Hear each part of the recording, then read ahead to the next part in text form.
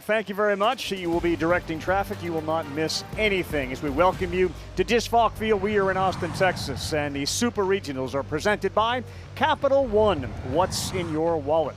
Well, the weather is cooperating here, which is the good news. Just a big win. Could be an offensive night here. It is a perfect evening and a late evening by Austin standards to start a game, but it hasn't deterred anybody from throwing some chicken and other things on the grill. The barbecues are ready. The baseball is hot. So is this team, the Texas Longhorns. They got a victory last night. They are one win away from their 39th trip to Omaha.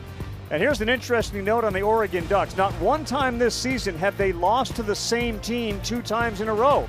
That bodes really well for a must-win situation here against Texas. Meantime, the games are all over. West Virginia and Troy will be making their first ever trips to Omaha for the College World Series.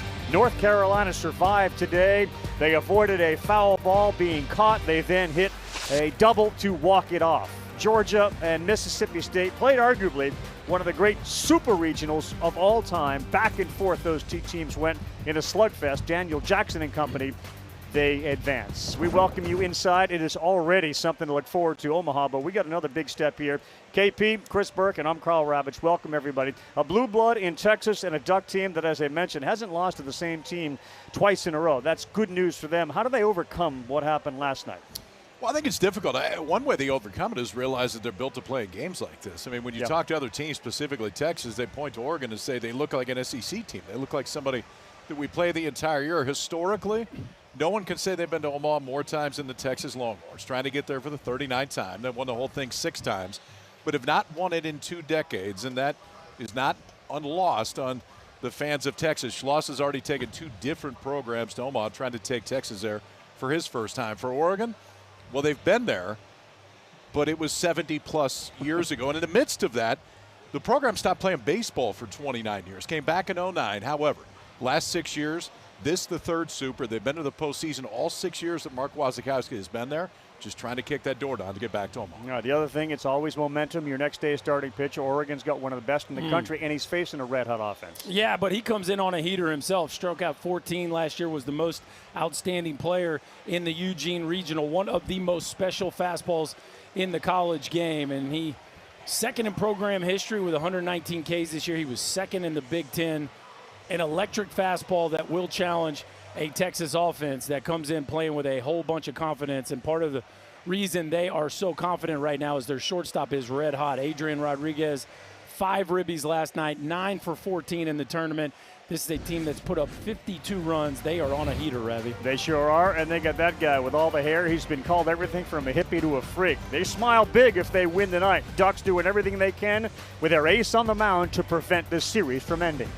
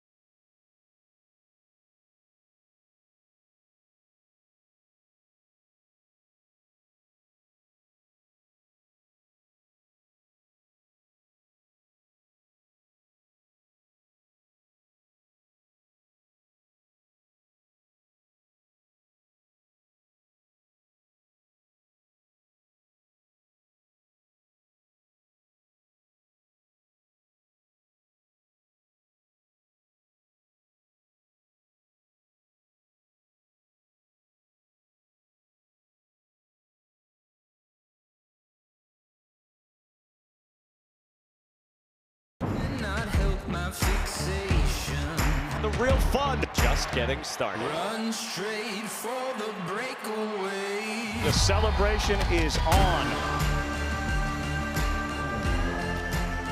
There have been certain celebrations already. Will they be celebrating here tonight in Austin? The national champions, the last one in 2005. And they have been there more than any other team. You take a look at the Longhorns batting order. They will be the visiting team even though they are on their own field. 13 runs per game is the best in the field. By the way, fellas, they are number 2 in walks in the field, batting average, on base, stolen bases, and they're number 1 in ERA. Yeah, and they did it again last night. 11 runs. Aiden Robbins was on there a couple times, but Adrian Rodriguez was the star, and really it's an offense that feels like it has as much length as it has all season. You're going to face a pretty good right-hander tonight, boys. Will Sanford coming off probably his best collegiate start against Washington State in the regional. With 6 in the third, gave up 1 hit, walked 2, punched out 14. That's a career high. Fastball's in the mid-90s. Curveball is about as unhittable as any in all of collegiate baseball. Slider's good. Watch for a changeup tonight, too. He hasn't thrown it a lot this year, but they've been working on it a ton. He threw it more against Washington State. They think it may be a big asset against this Texas lineup tonight. And he got a lot of swings and misses on that pitch. We will see it. The wind is blowing out. Temperatures in the low 80s, 83 degrees. Full house. Set a record last night for an NCAA sanctioned event with over 8,500 people. Aiden Robbins will lead things off. He went 0 for 2, but had a couple of walks last night. Here comes Will Sanford's first one. And it is in there for strike 1. He's 6 feet. He's 202 pounds. He's just a sophomore. 119 strikeouts in 80 innings. KP mentioned his last start. You combine that with the one before, it's 12 1/3 with 23 strikeouts. Next one to Robbins on the 0-1, the other way and out of play.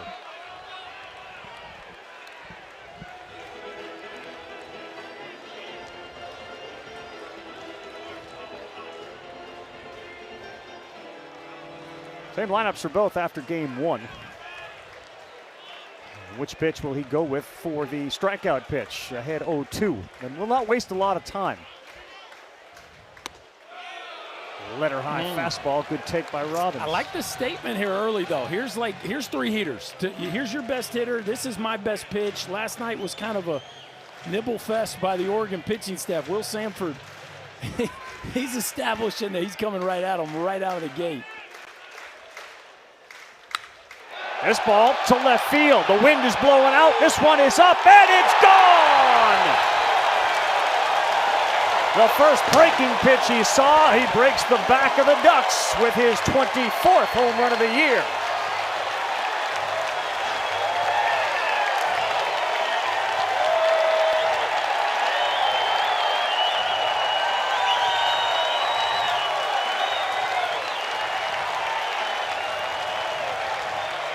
That home run, fellas, ties Cody Clemens for 3rd most homers in the season in the Longhorns' history with 24. Didn't he just tell us a couple of days ago, the whole leadoff thing, I'm not that into batting first? He was setting us up, Brad. Yeah. Walked and scored in the first yesterday and goes deep tonight to get it started. He took a curtain call. We'll look at that homer after the pitch to Tinney. And that is a wicked curveball in there for a strike. Well, he came after him with the heaters and then just thought he had him maybe set up for something soft. But, man, as Aiden Robbins, the bat is just in the zone forever. And he was on time enough to ride that one out of here to left.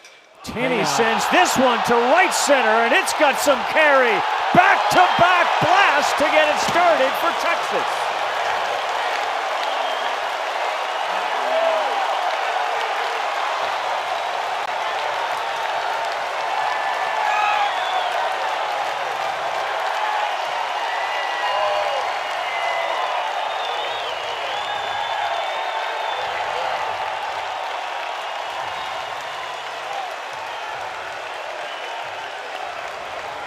Neither of them had a hit in last night's game 1. I think we've mentioned before that the top of this lineup can do a little bit of damage. That's a fairly loud start for the Longhorns.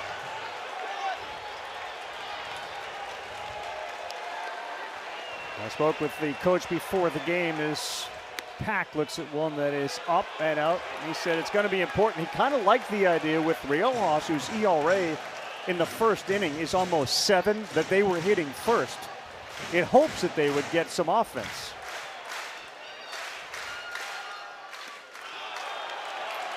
Well, it has to be a little disconcerting. I mean, last weekend, literally the fastball felt untouchable. And to give up back-to-back homers, including the second one on a heater, that has to shake your confidence a little, KP. Well, now he goes 3-0. And to your point last night, I mean, Scolari had a really hard time throwing strike one. He couldn't get to the slider as much, which was the swing and miss pitch. So far, it's an elevated fastball that was hit 415 feet to right center and a changeup against Robbins that he took out to left center. None of them snuck out. 3-1. He had given up 8 homers on the entire season. Not only one of the best freshmen in the conference, one of the best in the country, and a 3-1 to Pack. 3-2.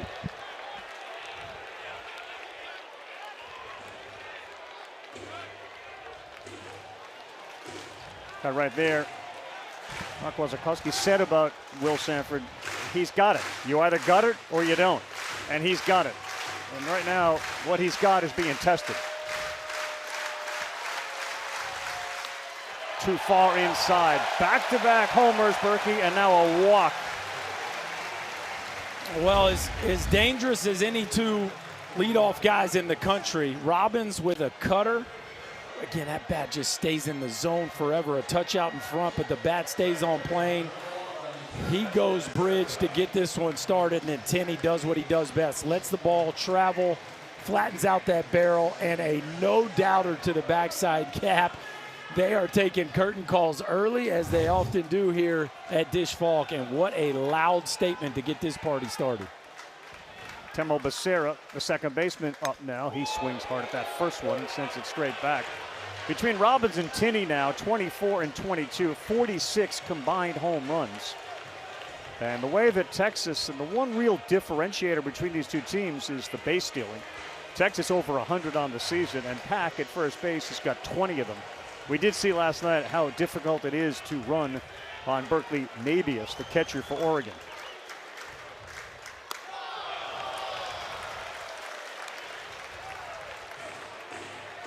Yeah, only Phelps and Jackson and Grahovac and Sorrell have more homers out of that 1-2 spot than Tenney and Robbins. It is as dangerous of a pairing as the country has to offer. Becerra, a couple of doubles last night, nearly gets hit there. We talked to the Oregon Ducks coaches, including Matt Floor, about the presence on the mound of Sanford. He is very reserved, kind of quiet when he's not between the white lines. When he's there, he gets very competitive, very animated. But they've taken that out of him with back-to-back homers to start this game off from Robbins and Tenney.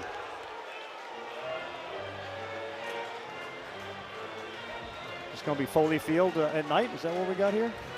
Well, we do have a steady breeze blowing out, but Robbins and Tenney don't need help. Those guys got real juice.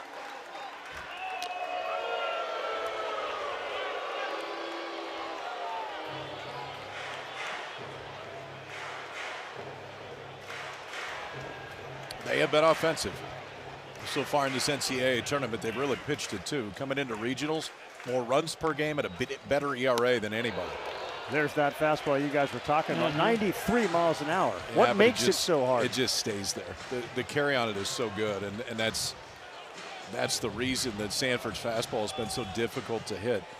From an offensive standpoint, Oregon's going to try to push it down, so make sure that it's down in the zone. That's what Tenney did when he ran it out.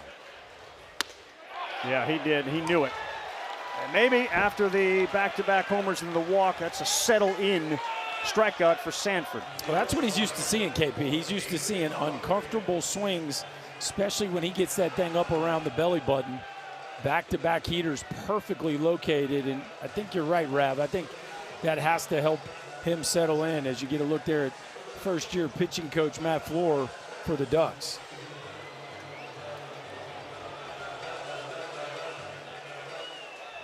Here's Adrian Rodriguez, .643 batting average in the postseason. Berkey told you about that. Pack grabs a big lead. That's a good pitch, and he's ahead 0-1. Last night, part of the problem for Oregon was they didn't get ahead. They fell behind, and when they fell behind, the hole only got bigger.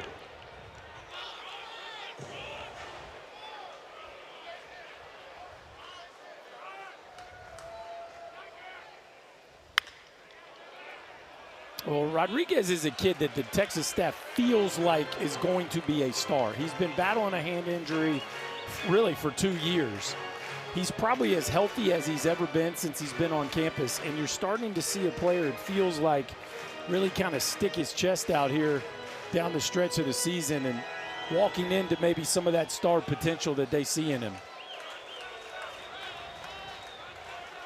0-2, see if Pack does anything on what may be a curveball. It's outside, he stays put.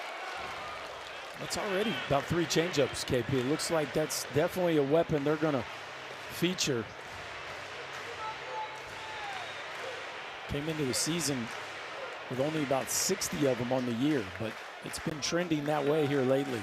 Rodriguez has gone the other way often, which is why the center fielder Brooks is shaded towards left. That's a heck of a scoop by Jaxa. Otherwise, Pack could be at third base.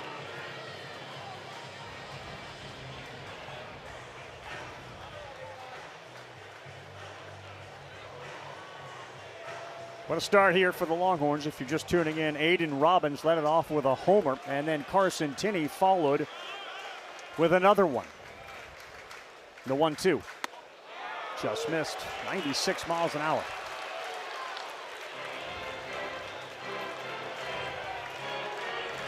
Because of the lopsided nature of last night's game, all the leverage arms are available for Oregon, including Tanner Bradley, the righty, who's 5-1 this year. 2-2 to Rodriguez, breaking ball. He was on it. Yeah, and I don't think they're going to wait tonight. I mean, if they got to go to somebody, regardless of tight game or not tight game, I mean, this is, you got to fire all the bullets you have tonight if you're Oregon. But that being said, Sanford can find it, and he can find it quickly. History this year says that when he does find it, he is very tough to hit. Looking for a ground ball, double play to get out of this thing. Send him here. Yeah, I think so. You know, the fear is the high fastball with Berkeley, but Rodriguez has just been so good with swing decisions and putting the ball in play. It wouldn't shock me, though, just because of the high heater if he doesn't. 3-2, he's off. And that ball is down the line and left, but towards the seats, and it'll find row 5.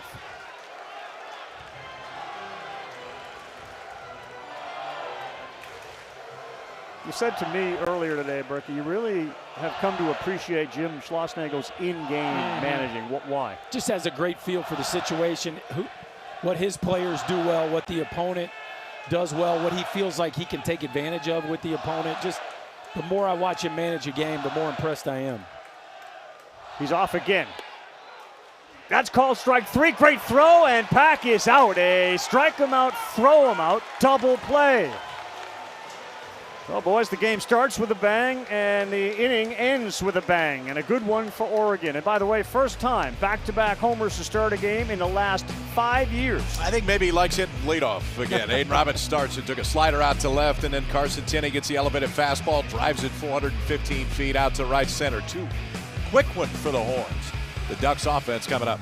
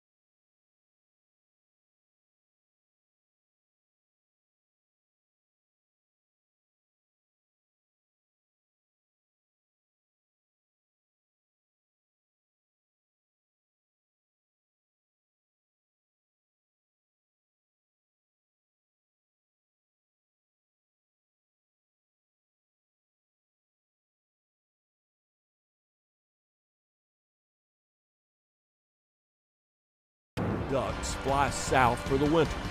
Now we know why. And that ball is gone! Because this flock from Oregon was waiting to fly south in the summer, way southwest to Austin and south central to Omaha, where no baseball team from Eugene has migrated in 72 years. It's been a bit, there's no doubt about it. And what Mark Wazakowski, known as Waz, has done is really injected this program at Oregon with a whole bunch of big, strong guys. They play an SEC style with a little hint of West Coast baseball. You take a look at the Ducks batting order. Angel is going to be key. He hits in the 2 spot. Last night against Volantis, he struggled mightily. Finally got a righty and laced one to center field. They believe he's going to have a big night. Yeah, much better against right-handers than left-handers. So hoping all the freshmen come out swinging tonight. Jimenez at the top was fantastic, and this is a team 105 homers, top 20 in the country that can take you deep. All right, Ruger.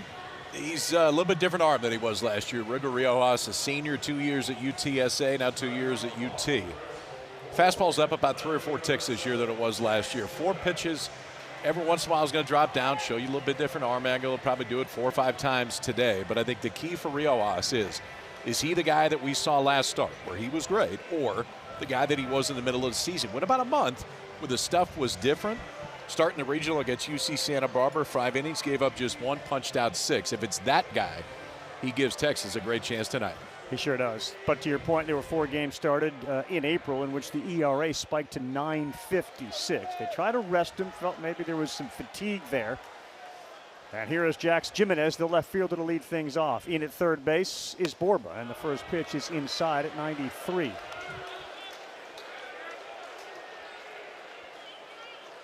Jimenez 288 on the season, 10 doubles, 3 homers. He's a sophomore and had a couple of hits last night and a walk. Rodriguez to shortstop, straight up the middle. Next pitch is right down the middle for a strike at 95.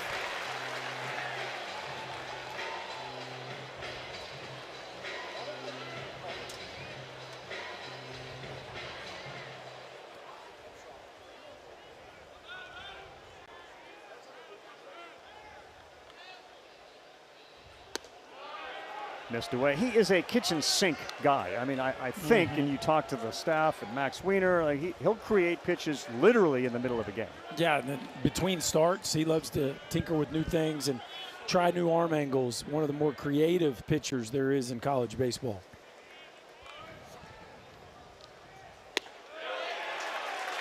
Knee high, and that one is in there for a strike. At 96. And that was the one thing in that April span that you talked about. The fastball was down a little bit. The breaking stuff wasn't quite as sharp.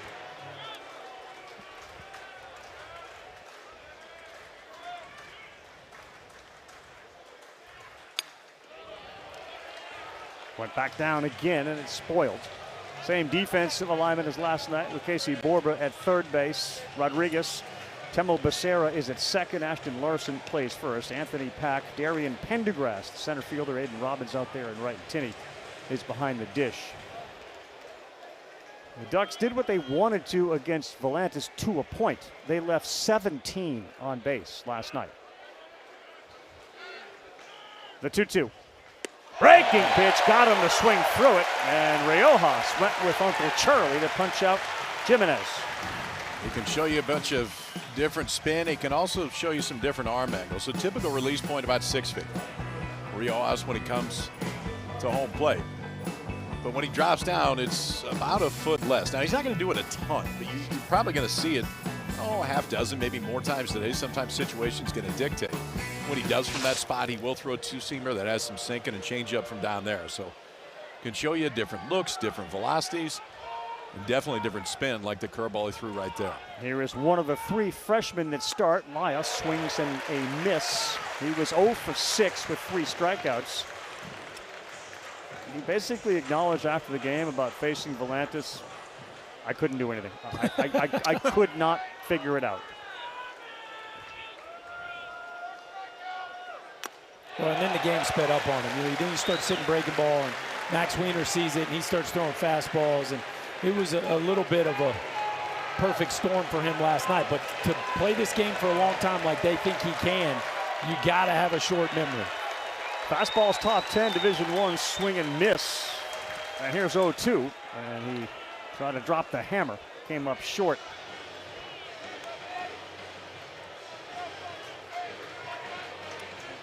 Schlossnagel described him as a hippie. Mendoza on Riojas. He's a demon. He's crazy on and off the field, but he's never seen him have a bad day. And Borba, his third baseman, said he is the freakiest of all freaks. Is that, what do you take away? A freakiest of all freaks. You throw a 96 with 2 different breaking balls and a really good split. You get a little bit of, so you're going, bit of leeway right you're there. Going in the baseball vein. Yeah, okay. That works fine. Took one out of the mid of Tinney on that fastball to stay alive at 1-2. On the ground, fair ball, easily fielded by Larson, and he went from 95 to 83 to get him way out front.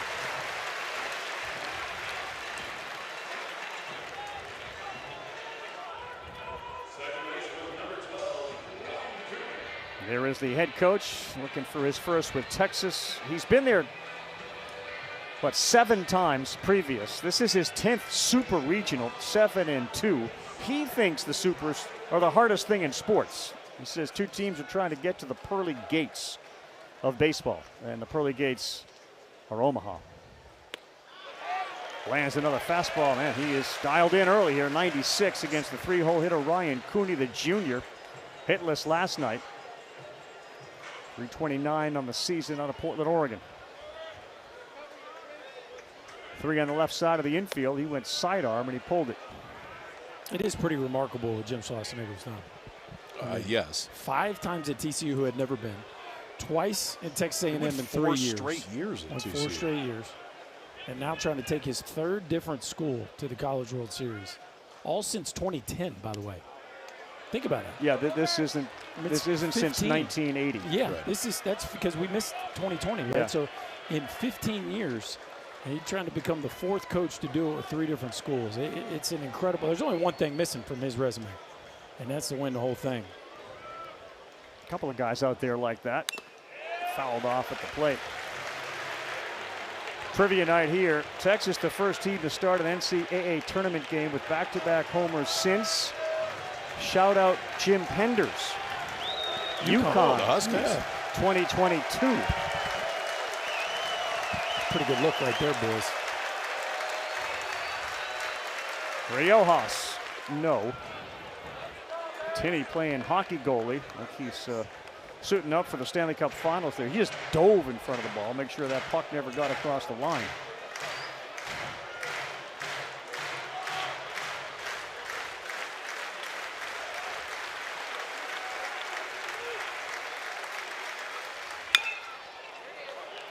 Charged by the second baseman, Becerra, and things could not have gone better for the Longhorns in the first. Couple of homers and a 1-2-3 inning from Ruger Riojas.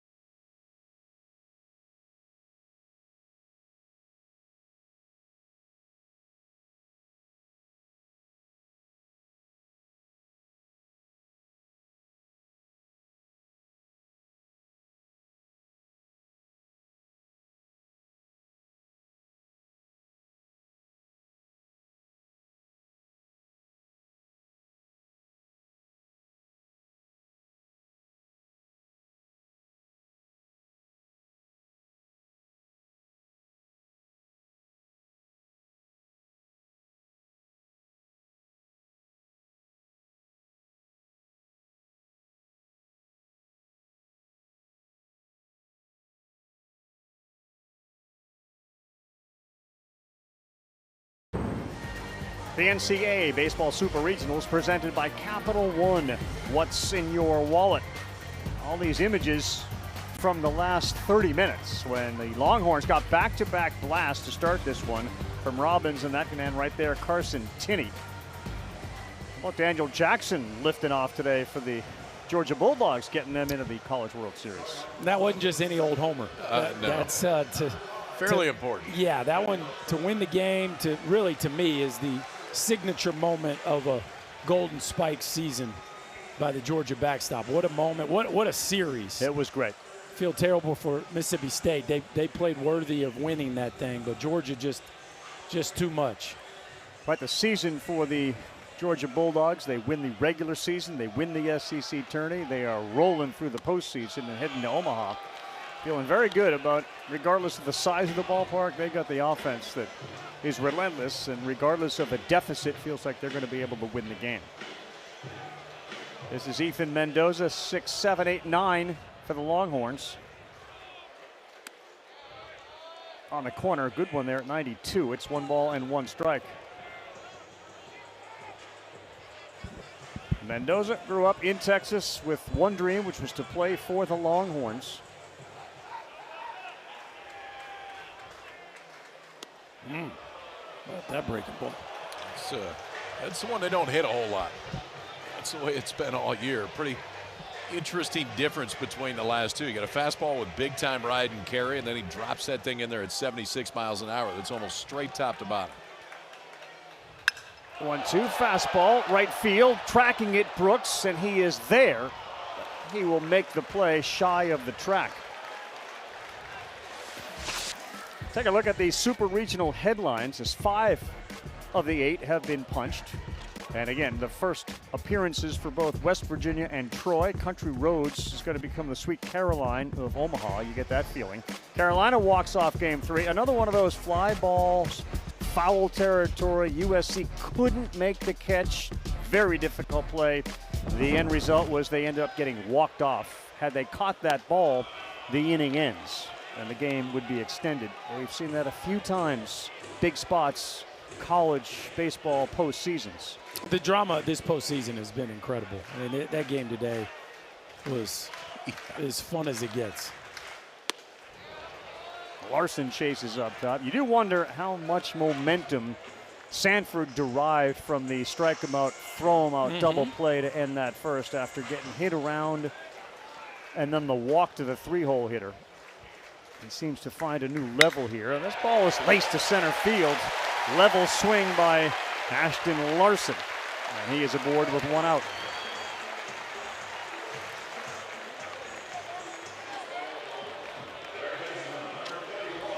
Well, last night it really was the middle of the order, 3, 4, 5, but the bottom was very productive in getting on base as well. And Borba, who's coming up now, had a home run. His only hit of the night. But this is the 8th hole hitter, and he has 18 bombs this season.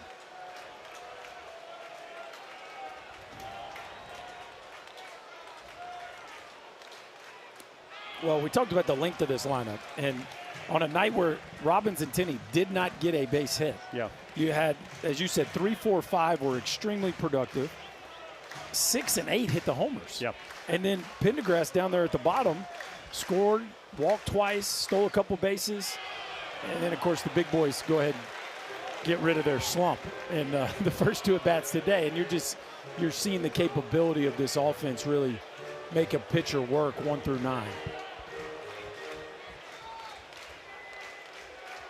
Yeah, it's easy to get lost with some of the superstars on this team, but when you blast 18, you don't. A little high, and the count goes 3-0.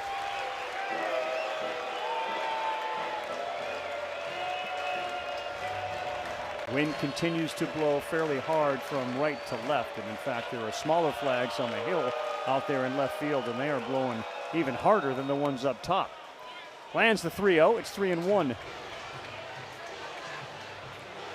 It's 2 nights in a row where it has not been windy days around here, and all of a sudden nighttime comes and it starts blowing at about a 20 to 25 mile an hour clip. It's like this Texas offense just pushes the wind button at like 6:55. Just get her going. 3-1, careful here. And and yes, called strike 2.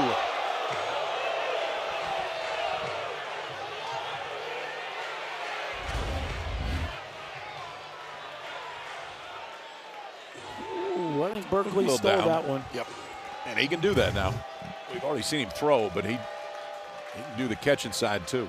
3-2, same spot. Called strike 3, went right back to that fastball. That's a big strikeout. And Jim Schlossnagle has seen the replay, certainly of the one prior. KP, we talk about it all the time. The carry at the bottom of the zone, the fastball down sometimes can be just as lethal as the one up. You think that ball is going to dive out of the zone. It holds its plane just at the knees, and back-to-back dots by Will Sanford for a big comeback at bat right there after being down 3-0. Yes. Darian Pendergrass, who is the center fielder, and ball 1 to him. It is interesting too, because so often we talk about the upper zone. When guys that have high ride fastballs get strikeouts looking, it's usually on that pitch. They generally don't swing at it, but it just stays there and they get that low strike. They'll swing at the one up. That was another one of those. You know who it reminds me of is your old buddy Roy Oswald. Yeah, he used to do it all the time. Guys would give up on it so early, almost looked like it was coming up from the ground. You kind of seem to know I was going to say that. Well, we've talked about it before. I would have loved to seen his TrackMan data. It would have been freaky. Falling behind again, though, to Pendergrass. 3-0, gets behind him, and Larson will move into scoring position. The Oregon coaching staff has to be pulling their hair out. You know they talked about the free passes, especially to Pendergrass. And KP, I don't know, sometimes maybe the more you talk about it, the more it goes wrong. Yeah, maybe the more you're aware of it. I mean, he is taking a strike every time he goes up. I mean, I think that's a given. But you got to throw him a strike if he's in fact going to take a strike, and that's what they've had a hard time doing the last 2 nights.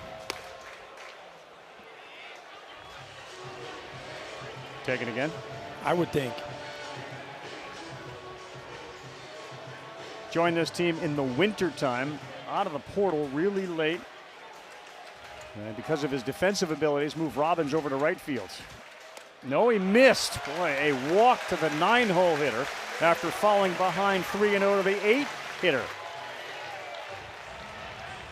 Well, now let's see what happens here, because he threw Robbins 3 straight heaters. Robbins was late, and then he decided to throw a cutter, and he got launched. So very interested to see how the second act in this matchup goes between these two. Aiden Robbins, like Tinney, transfer guys. Robbins was a Seton Hall Northeast kid. Everybody in the SEC wanted him. Texas got him, and he's delivered. The breaking pitch misses away. Yeah, after, again, 3 straight heaters, a little hanging cutter here. He gets down in his back knee, keeps that barrel in the zone, and rides it out to left. 24 homers now for the Longhorn leadoff hitter.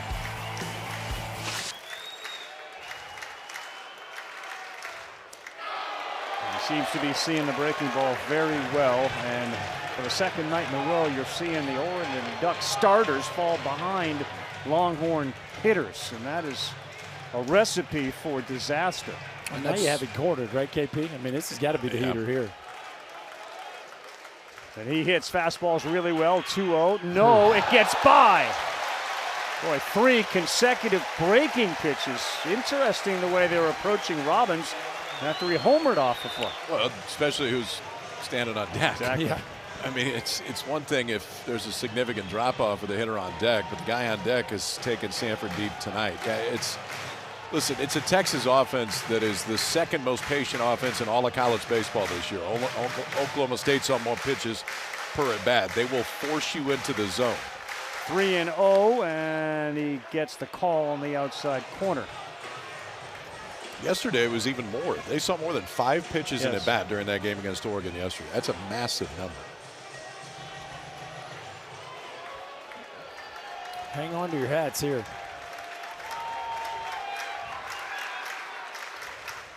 Three and one. That was a nasty curveball to go 3-2 against one of the better hitters in the country. Boy, they are showing him some respect right now. A 2-0 breaking ball, now a 3-1 breaking ball. Now what does he come with? 2 down. Second and third. Already with a homer tonight. Breaking pitch, it gets away. Here comes the runner from third. Larson is in. 3-0 Horns. That thing had so much spin on it. Even a great catcher like Berkeley Mabius couldn't keep it in front of him. Boy, big time mistake here. And it's the same thing last time. I mean, for Oregon pitching last night, they walked 8, they hit 3. They created 11 free base runners for Texas. Well, the other is this. This is the 11th wild pitch of the year for Will Sanford. There's really nothing that Mabius can do. I mean, he's throwing his body out there trying to get there, but the good of the high-spin breaking balls is they're not easy to hit. The challenge of the high-speed breaking balls is when you miss with them, sometimes you miss bigger, and it's almost impossible for a catcher to keep it in front. 3-0 Tinney, breaking ball. Third base underneath the glove of Drew Smith. Another run is going to come in. Mark Wasikowski said, I think we're a lot better than what we showed last night. This isn't a good start for Oregon. No, it definitely isn't. Free passes and now a missed opportunity. First pitch breaking ball here. Tinney sees it and rips it 101 miles an hour right at Drew Smith. Nice job to gather there and recognize. And the senior third baseman just can't quite corral that one. A hot shot, no doubt, but a play that I'm sure he would expect to make. And just like that, boys, 4 runs here, and we're just in the second. And Smith is a really good defender. The whole team is. All Big Ten defensive team this year. Oregon fields 982 as a club, which is top 15 in the entire country. I mean, that's far from an easy play, don't get me wrong, but it's one that is definitely makeable at third base that in that case gets him off the field.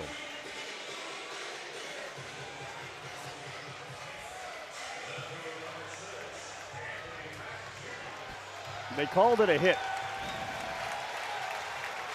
It was 101 miles an hour off the bat. I would imagine if you talk to Drew Smith, he'd say I should get that 100 out of 100 times. 4-0. Activity in the Oregon bullpen already. Their ace is in trouble. Anthony Pack Jr. is up.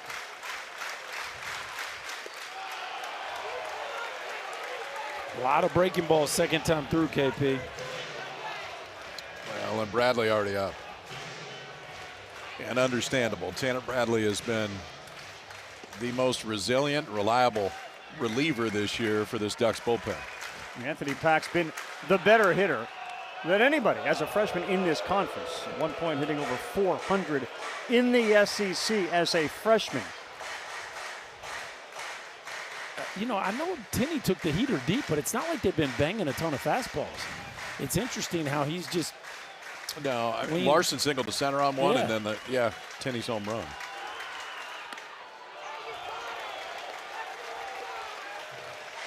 Another off-speed pitch.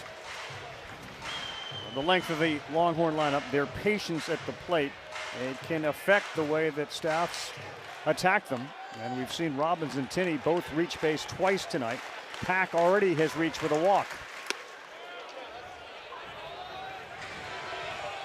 Came out with 3 straight heaters, and all of a sudden that fastball is become a secondary pitch.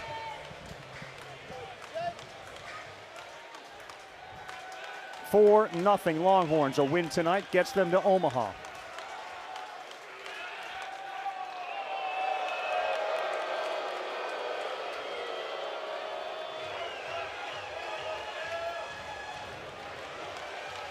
Last night, a one-sided Texas win. Oregon has not lost to the same opponent in back-to-back games at any point this season.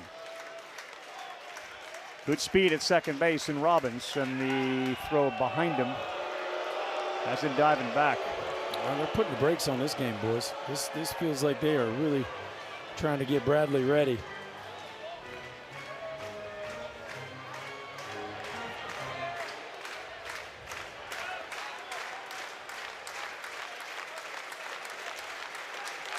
To 1. Very slow, 76 miles an hour, and he lands it. Yeah, that's that backdoor breaking ball, especially in a plus hitters count right there at 2-1. That Most left-handed hitters are going to give up on you. Just don't think that's going to come back and catch the outside part of the plate, but it did even the count. 2-2. Breaking ball. He was on that. Don't think we've seen a fastball this at bat.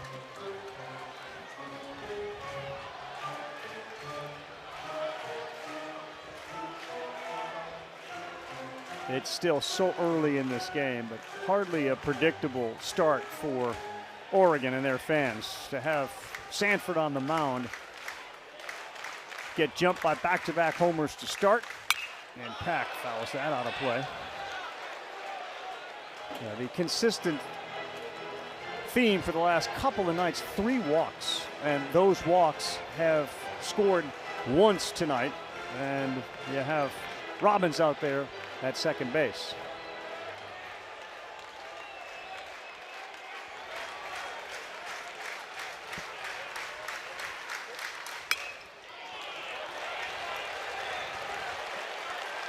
Sanford did not pitch in the 2025 regionals.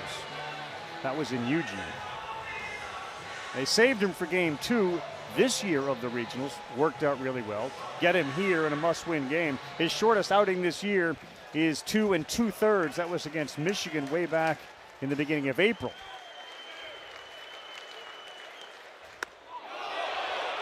And again, I think you can't really talk about it enough, but the patience of this Texas offense not to take that pitch. We saw it from Robbins as well to draw the walk. That gets this crowd to its feet. Looking for a hammer. And it comes in the form of a strikeout from Sanford. He went back to the breaking ball, and he punches out Pack. Drew Smith, not charged with an error, left the yard last night. His team's in a 4-0 hole. He will lead off when we come back to Disch Falk Field.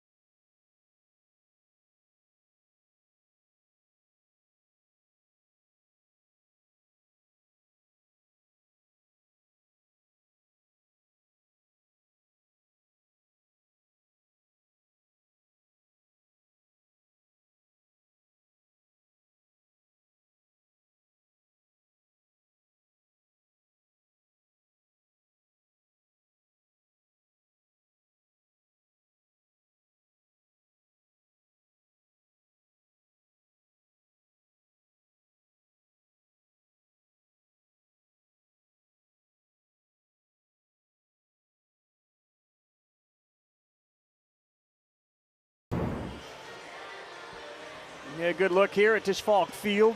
Jim Schlossnagle and company have some big ideas on how to make the outfield even more boisterous. They got fans in left center and right center and beyond the left field wall. But, man, the crowds that we have seen around the country, Georgia, North Carolina, West Virginia, special atmospheres. And this is a good one here. First pitch swinging. Drew Smith's got a .575 average. Will he try to jump Rojas? Yes, he does. This one is to right center. It's going to get down. Well, the book is he likes to swing fast and early, and he delivers. And that makes him feel good to start it off with an extra base hit. Boy, I love it. Love it. You need your senior leader to stand up and let the rest of the boys know that you're not going to lay down. You got an elimination game playing for your season. And Drew Smith, who went deep last night, catches a heater out over the plate and just smokes it in the right center gap. Look how pretty that move is. Flatten the barrel on the backside. Use the ground to create some energy, and that ball is drilled for a leadoff double. Similar to Berkey, 480 on the first pitch. See if he tries to jump Ruger. He did take a big hack. This is one of those very impressive looking freshmen who doesn't look like a freshman. He is 6'6", 220. Was hitting an RBI last night, and when he hits it, he stings it.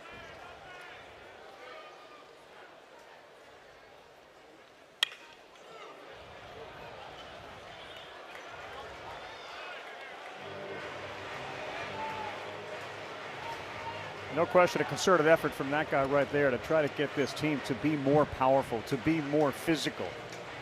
And if you've ever been around Coach Waz, he himself is physical.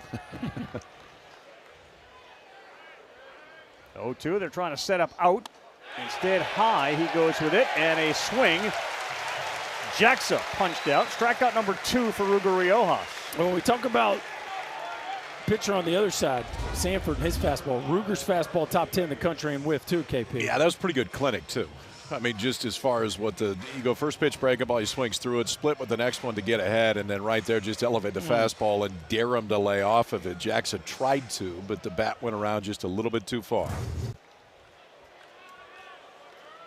Drew Smith stands out there at second, runner in scoring position, and that one gets through Tinney, but not far enough.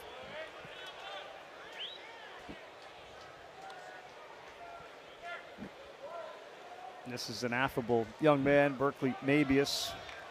He's one of those that will come up, shake your hand, introduce himself. And obviously, man, he gets rid of that ball quick behind the plate. Yeah, left-handed hitting catchers that can catch and throw, they tend to play this game a while. Clubs like those guys. Yeah, there's not a lot of those hanging around on street corners. He's got a very unique skill set. Joe Mauer doesn't grow on trees? Nope. No. Nope.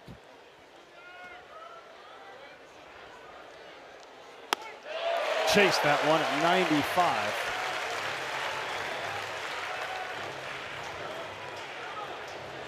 Story for Oregon again. The walks, the wild pitches, and here we are having a runner on base and in scoring position. 0 for 15 with runners in scoring position in this super.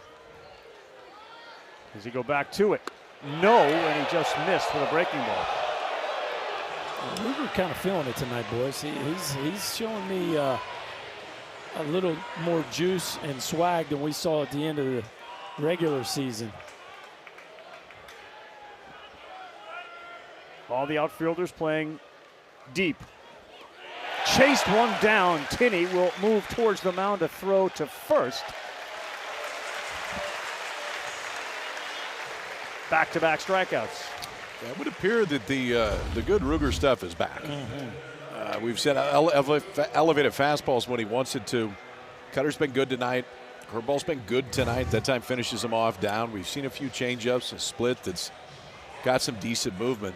He is best, and not all guys are like this because sometimes guys have too many pitches. He's best when he's got a ball going, and he can just show you a wide variety. You can't pick a count that you're going to see anything.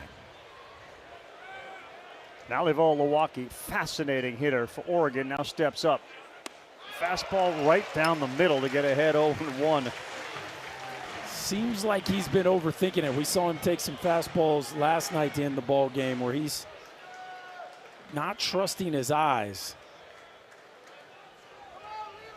He gets a hold of one, it goes a long way. That one is down. So it was about 30 games ago that they inserted him into the lineup. A couple of doubles and a homer. They have not taken him out. Basically a homer every other game, 14 of them.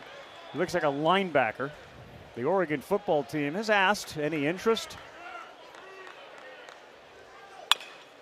On the ground to a vacated second base. It's going to get through and into the outfield to bring in a run. Now Milwaukee delivers an RBI that looked like at some point Temo Becerra would get over there to keep it on the infield, but he couldn't. I don't think he saw it. The jump was not immediate. Watch, Temo's on the left side. Look how long it takes him to go. Almost like he thought Ruger was going to get there. He just did not make an immediate move. And I don't know that he throws Milwaukee out, but if he gets moving initially, you maybe at least keep the runner at third base. And you talk about beating the shift. He certainly had harder RBI knocks in his career, but that'll work nonetheless. It gives them what feels like an important run here in the second. Now Maddox Maloney. That's off. Almost like, did he get caught behind Riojas where he couldn't see the ball? Yeah, it could have been. He shuffled right at the beginning, too. He didn't just take off on a dead spread. Could have been the runner, too. So that's their first hit in the Supers with a runner in scoring position. Yeah, they're not going to be picky. No, they'll take any kind they can get. Especially early. Yes. When you get 2 in the first, 2 in the second put on you, you got to punch back at some point. That's what they weren't able to do last night until a little bit later in the ballgame. I mean, I'd like to see again where that pitch was that Milwaukee hit. Looked like it was way in on him, and he's so strong. Yeah, it felt like it was headed for his neck. Yeah.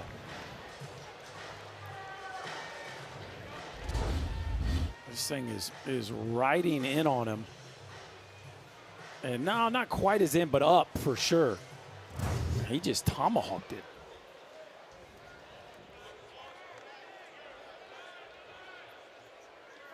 Two and one to the shortstop, who's the 8th hitter in the lineup. That's pulled. Nice scoop behind the plate by Carson Tinney. Well, it looked like Ruger was going to cruise to leaving that runner at second base, and now all of a sudden he finds himself in a jam.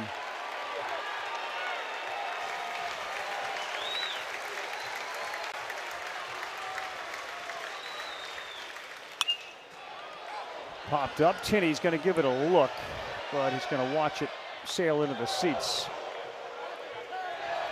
Before the season, every returning player was able to raise their hand when their head coach said, who hasn't reached a regional since 2015? They all did, and it became a super, and now his goal is to say, how many of us have reached a College World Series? As KP talked about at the top, it's been a long time since they have been to a World Series. 1954 for the Ducks. 3-2.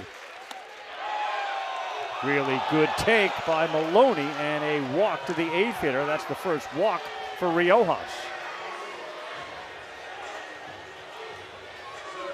Maloney, one of those hitters in the line, man. He will be very patient. He will take walks. Yeah, and that's something, too, that Riojas doesn't do a lot of. Coming into this ballgame, 15 walks, 106 strikeouts. The strikeout-to-walk ratio better than 7-1 this year for Riojas, so the control has been outstanding. He hasn't walked more than 2 in any start this year. Watch out for Jack Brooks on the first pitch, a .412 batting average. And you can't swing at that one. And Riojas, as you said, looked like he was cruising through this thing. After the double, back-to-back strikeouts. Singled an RBI on a bleeder through the vacated second base spot. And then a walk to Maloney.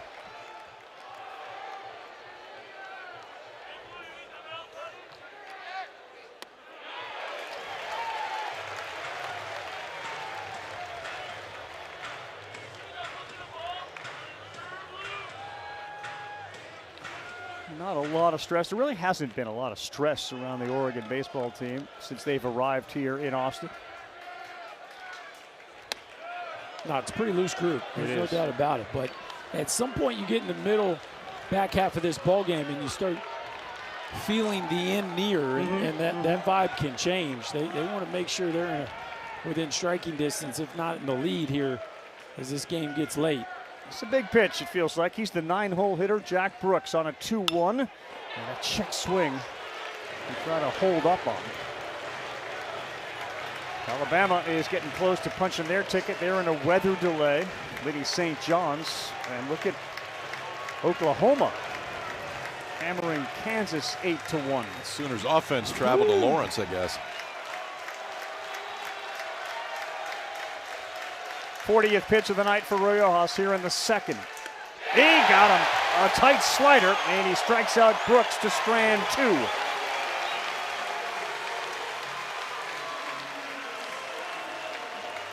Well, Ducks needed to punch back, and they got one back right here. Milwaukee, the most powerful Oregon hitter. Well, this wouldn't maybe be the most powerful swing, but it had Carson Tinney looking up in the air. A late break by Becerra when Texas was caught in the shift, and sometimes just matters where you hit it. 1 in the inning for the Ducks. They trail up by 3. We'll talk to their head coach, Mark Wazakowski, when we come back.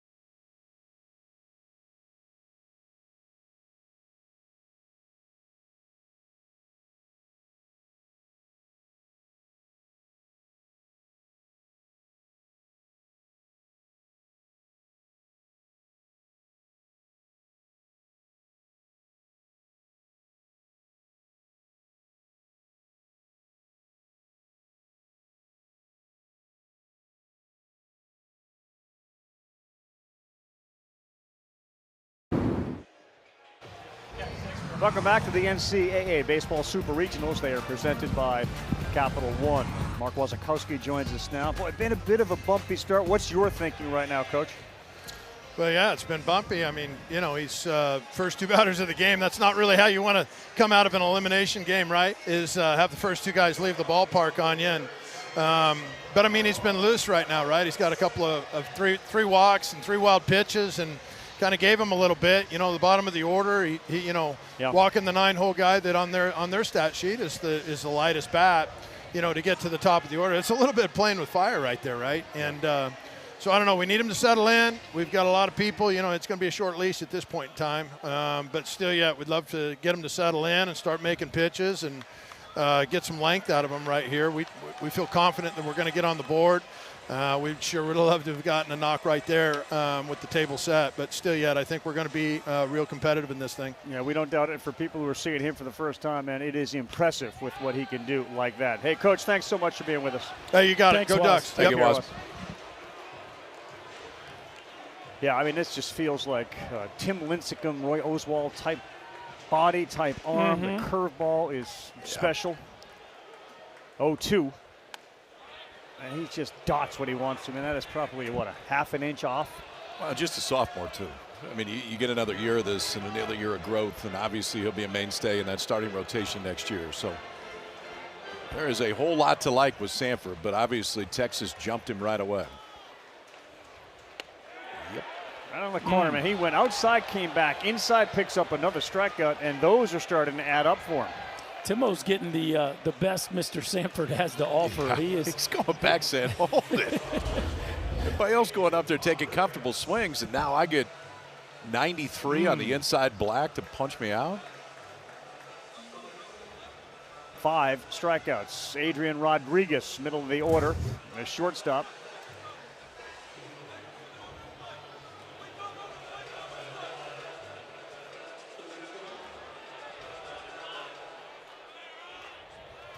Rodriguez with 4 homers. The outfield is playing fairly shallow, and the first breaking ball is a little bit high. You look out at left field, and Jack Jimenez he's in a lot. This burned him last night with the same guy up.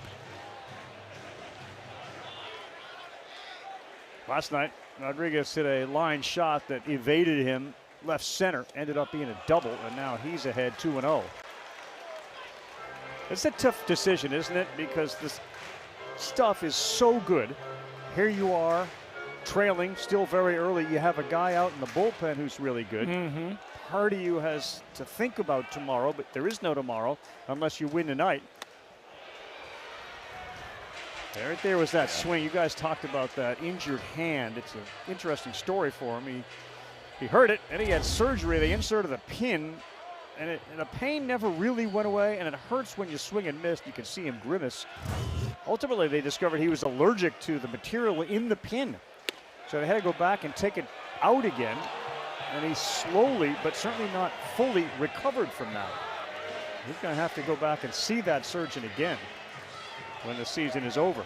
He's a guy, too, this Texas coaching staff thinks if he could get himself healthy next year, he's a double-digit home run guy in the middle of the lineup and in the middle of the defensive positioning. Yeah, 2-2 spoils one. When he makes contact, any type of contact, it doesn't hurt him. Not nearly as much as that swing and miss.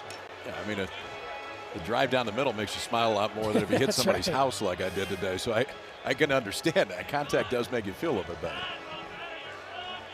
Did you ever speak to the poor people that were eating their breakfast when that ball came sailing into their kitchen? I left them a note, and I put your number on it.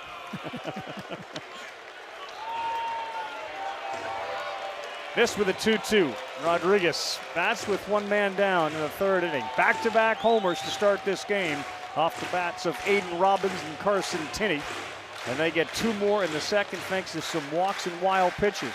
They lead it 4-1. With a win, they go to Omaha. 3-2 left field line. It is tailing foul. Is it a philosophy for Rodriguez because of this seeming desire to hit everything the other way? Yeah, I think with 2 strikes, he just does a really good job of letting the ball travel. That seems to be his MO. You look at his spray chart, it's littered with balls to the left side of the field. And that's why Oregon's playing them where they are. They know that's what the numbers say. But when he flattens ones out to the backside like he did yesterday, he can shoot that alley.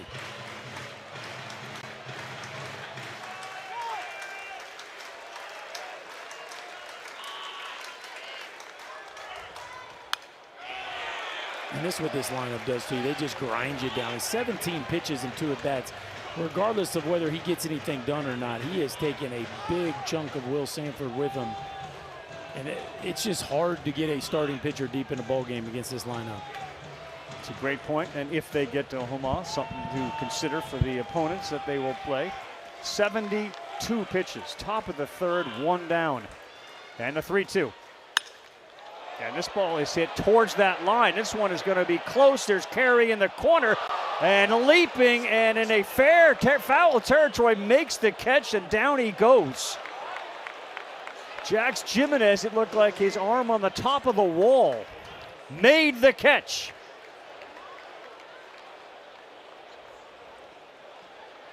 Well, this was almost exactly what happened yesterday when he ran down there for a ball in the corner that he kind of overran. And it looked like for a second, guys, he was about to overrun this one too, and he just made an acrobatic save as he ran into the wall. Yeah, it's that wall is fairly low down the left field line, and I think he hit the top of the wall when he came down. Yeah.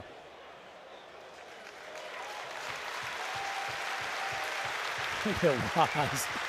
Waz having some fun with him. Look at him.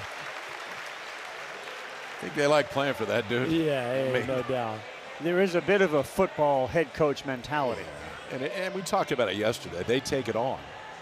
I mean, you're so many teams, great teams, will so often take on the personality of their head coach and the coaching staff, and he allows them to do it. It's great. He almost overruns it again, boys. Reaches back and then lands right on his ribs. And that's padded. It's also cement, and you're going to get a great look at it right there. Fantastic catch by Jax Jimenez in left. We'll circle that one. And a breaking pitch to start off Ethan Mendoza. The way Rodriguez has swung the bat here the last couple of nights, you'd think maybe Jack Brooks, the center fielder, they double up in left. just give Jimenez some help over there. So I think especially if you're going to throw fastballs away, that's where the ball's going. Now the danger would be if you hung a breaking ball.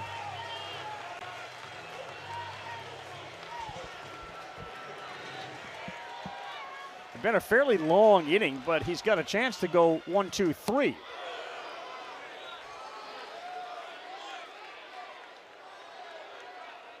Sanford hasn't lost any of his swagger on the mound in spite of the fact that he's given up those 4 and the 2 homers. When you have the stuff he has, you shouldn't lose it. Back up the middle. That thing was turned around. 94 coming in. And it went out at 106.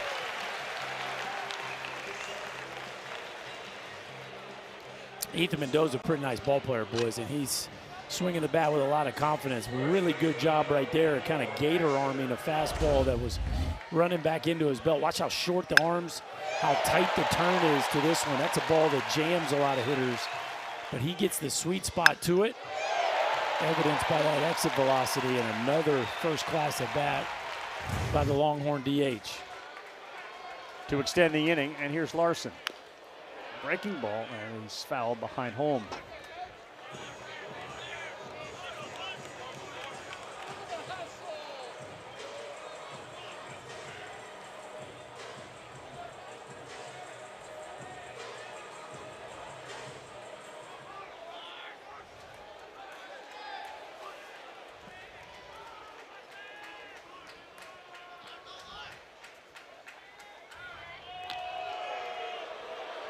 Okay. Uh-oh. All right. But just saying hi. Okay.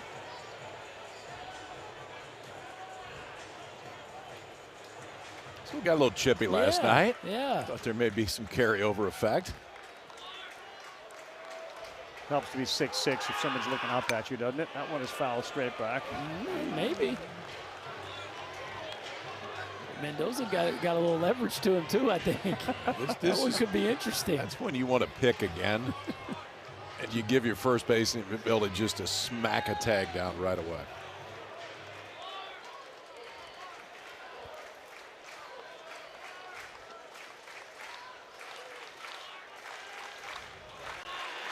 Here you go. No. Nope. There's no slap. Well, it is an art form to go back into the bag, standing up to the inside part of the base with your right arm up, and then if a first baseman has to reach to catch a throw, you shorten his reach, and that oftentimes can lead to a ball down the right field line. You see Ethan Mendoza going right back to the inside part of that bag, and you don't let that first baseman go through your chest to catch the ball. It can get you some free bases throughout the course of the year.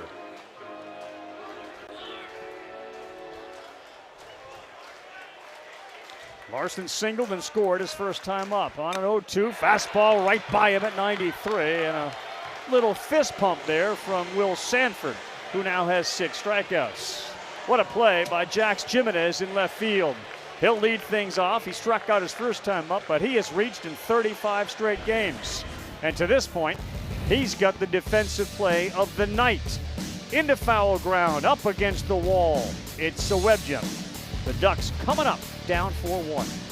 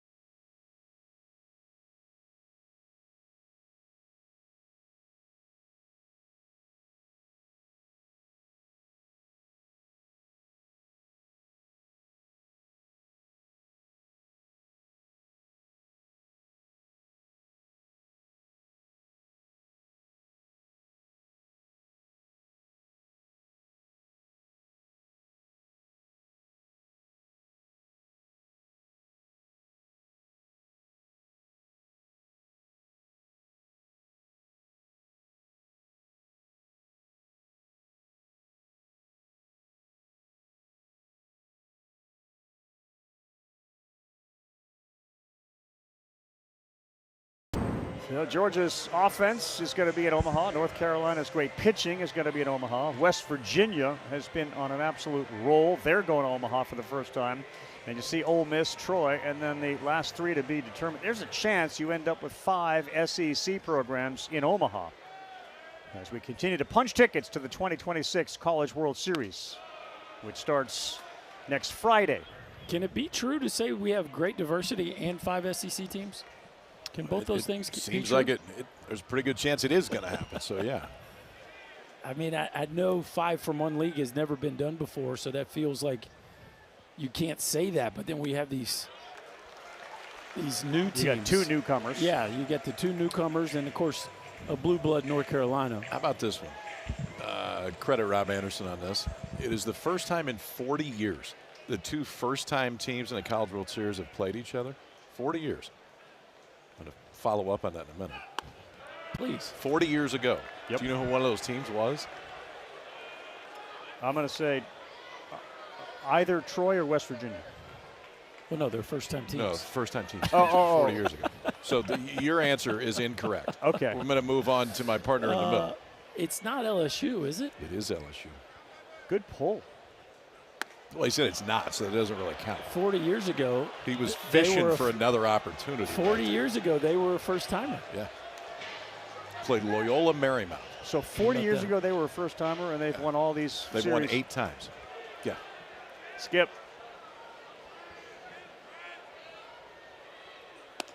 That's ball 4. Feels like an important inning here for both Oregon and Ruger Riojas. He walks the leadoff man.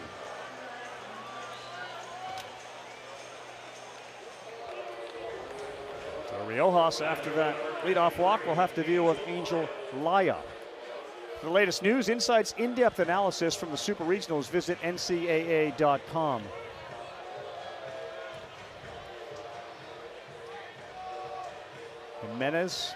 Jimenez, I should say, on Laya. Ground out to first.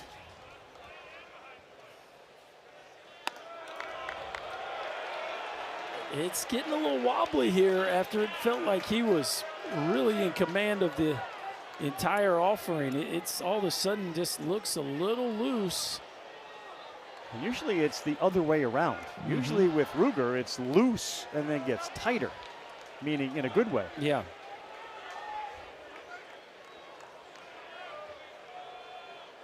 But a ground ball away from a double play. Slowly hit, fielded, and they will fire to first. Bad play, but look at the backup by Tinney and no advancement. That thing was slow off the bat. Becerra almost looked like he had forgot the double play, like it's not going to happen. Looked up and said, I actually got a chance. Well, it was awkward from the jump. And are you going to flip it or are you going to take it yourself? You definitely didn't need to even throw that to first just because ball speed and runner speed, but looked like they were confused on how they were going to handle it. And then once Becerra took it himself and tried to gather, that was never going to get there in time. Fortunately for him, that doesn't turn into a free base for Oregon. Weak contact. Here's Ryan Cooney, grounded out to third his first time up. It's Laya who stands there at first. 5 stolen bases on the season for him. It's not a team that runs very often, and that's a start of a strike.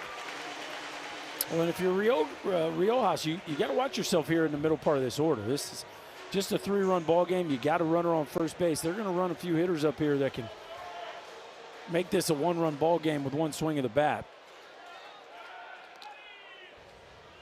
Talked about this sometime yesterday, but in this era of new players and names and fans needing to learn a new roster every year because you got however many portal guys, it's an Oregon lineup 1 through 9 that all started at Oregon.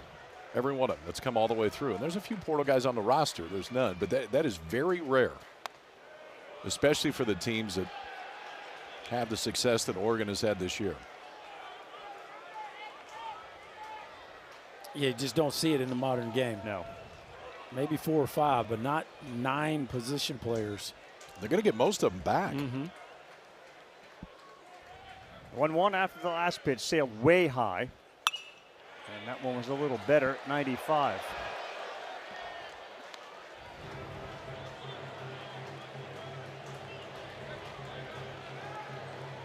Wazakowski's trying to build it back up. It started back in 1877. 1906 was the first recorded season. They went to the World Series in '54. The sport was cut in its entirety in 1982, reinstated in '09.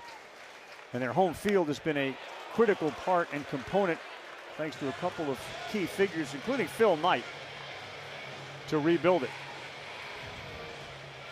And now they're one of the best programs west of the Mississippi, one of the most consistent programs for sure.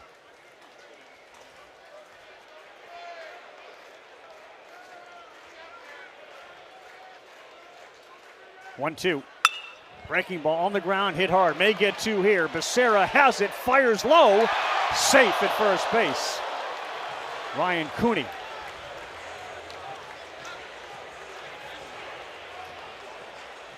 Well, this is a classic case, boys. One good throw leads to another, and Rodriguez, not a super clean transfer, and then a backside feed, which makes it really tough on your second baseman. Look how much Becerra has to reach for that throw, and if he gives him one on the glove side, watch, he's got to go all the way across his body, and that's just always going to be a long transfer and a slow throw. You give him a good glove side feed right there, and that could easily turn into a double play. What do we got here? We're reviewing the play at second? I think he's talking about interference. Well, the runner's still at second base. Are they reviewing the play at second? Oregon is challenging the call of out at second base. Previous play is under review. I was afraid they had made an interference call, but yeah. Was Becerra's foot on the base? That's the question here. Well, and you talked about the initial throw on the backside, taking him all the way to that side and taking longer to get there. But Oregon is thinking maybe not only did it take him longer to get the transfer, that the foot came off. I know that you can tell from that one.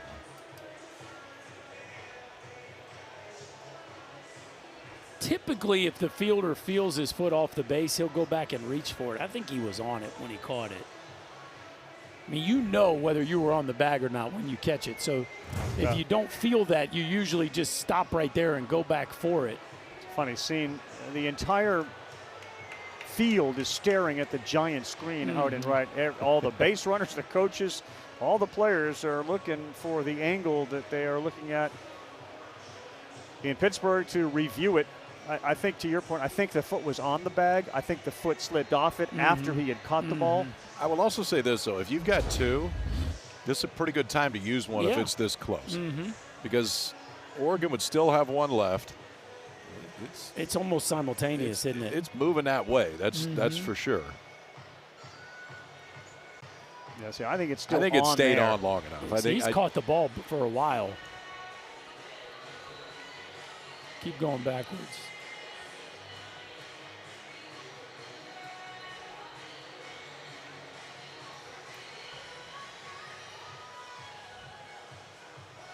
It's a good challenge. Right there. See, his foot's still on top of the bag. That's a catch there. I mean, that's an out. You seeing what I'm saying? Yes. Yeah, it's an important call because Drew Smith is coming up. Here is the call from our umpires and crew chiefs. After review, the call at second is confirmed. Runners out.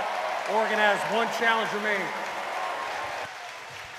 Well, guys, one thing I will tell you, Troy Tulowitzki is both the infield coach and the hitting coach, and he will admit he gives a lot of grace on the hitting side, not on the defensive side. And that is 2 balls in a row. I don't know, the first one could have been 2. That second one, I will tell you, he will not be happy with the fact they didn't turn that double play. It was a half step at first base. Yes, you got to get off the field in a championship environment with a ball like that. So, with 1 man on and not 2, Drew Smith steps up, and he's been their best hitter in the tournament. As Riojas goes sidearm, and he misses inside. 8 hits in the tournament, 2 in the Super. A homer last night and a double, a couple of extra base hits. And the wind continues to blow out towards left. Riojas, 54th pitch. And a line, this one is going to go into the corner. Cooney to third. He's being waved in. Here he comes. Drew Smith has done it again. His second double of the night, and the senior has led the Ducks back.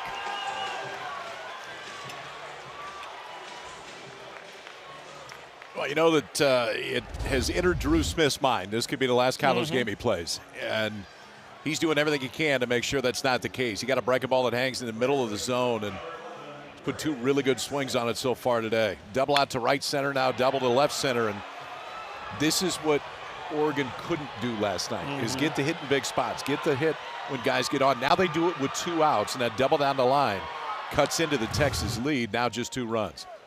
How important was that play at second base? You'd have a 1-run game. Jaxa sends one into right field. Smith is being waved in. It's picked up. It's 4-3. Back-to-back clutch hits for the Ducks. Ryan Cooney and Drew Smith. Braden Jatzka now has added to it, and it is a 1-run game. I'm not knocking the shift, okay, because there's reasons you do it because of what the entire season tells you. However, twice today it's been balls like this that are not hit hard at all, and it's not for Jackson, but you can see where Becerra starts up the middle, and this ball's just hitting it's in a spot that you can't get it. Defensive position is built on the entirety of the season. There's a very specific reason why you do it. However, when it gets beat and it looks like that, a ball that does not come off the bat, sometimes it's just a little bit tougher to swallow. Change up there to Berkeley Mabius. He swings through it. It also feels like with that shift that he's hiding behind the pitcher. He didn't get as bad a jump on that one, and he wasn't going to catch it either way, but his positioning almost feels like he's hiding himself behind Riojas. They've made a lot of contact this inning against Riojas. Not there, though. It's 0-2. And I'm sure now the Tulowitzki conversation is maybe a little bit more animated. Yeah, because this is a 4-1 ball game. We turn a double play. Yep.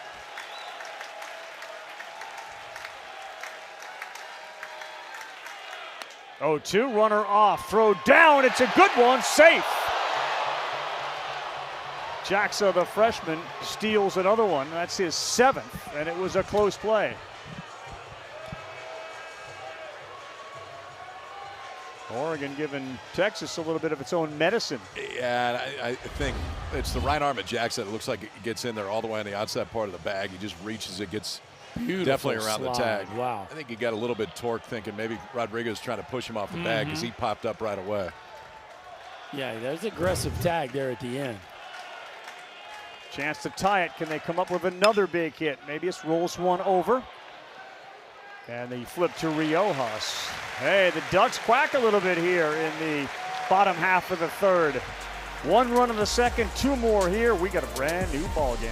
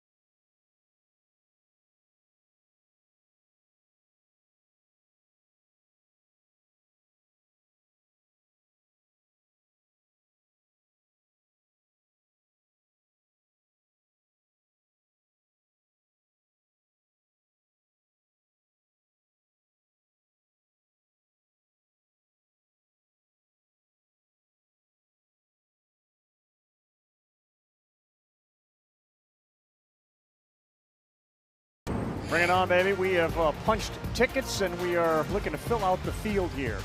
We could conceivably do that tonight. 5 of the 8 have been determined. Omaha, the ultimate destination, or as Jim Schlossnagle puts it, the pearly gates of college baseball. Take a look at the 2 brackets.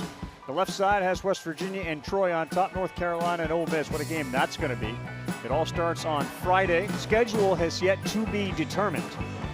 But those 4 teams are going. Ole Miss, last time they were there was 2022. Mike Bianco is going back.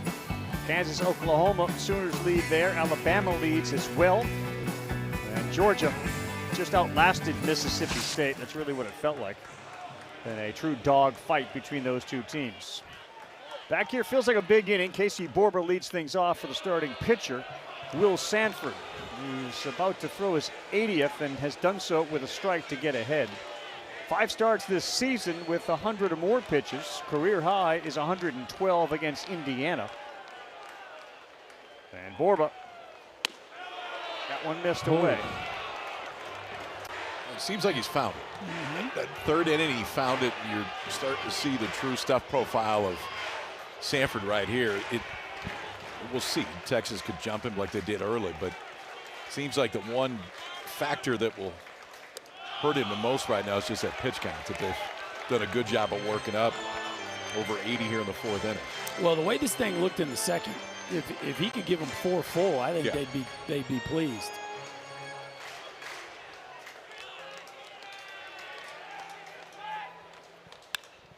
Two one underneath it. This one's hanging up there, giving chase. Oh, off the glove of Smith. What an effort. Don't forget, Drew Smith played some outfield in his Oregon career, and he was tracking that thing like he really felt like he was going to be able to finish that play off.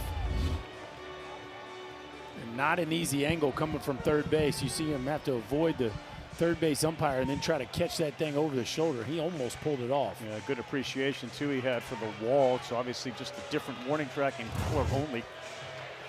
Third time in as many years that Smith earned a spot in the all-regional tournament team. And again, as Berkey just mentioned, he did it at 3 different positions. Swing and a miss, another strikeout. 7 on the night for Sanford, and he's rolling right now. Yeah, tonight where he's been hurt on the fastballs, that fastball that gets down. And where he hasn't been hurt is a fastball that's right here, the one that he can elevate. The velocity has been 92, 93. It's been a little bit more, but it's not been as high as we've seen it this year from Sanford. However, the carry out of fastball is still there. And if he can keep it there when he gets into plus counts and get a swing because it's just up and out of the zone, those are the ones he'll have success with. That Flora right there is the pitching coach of this team, and here comes Pendergrass. He swings at the first one, ground ball the second. Cooney, that's a helper right there for Sanford.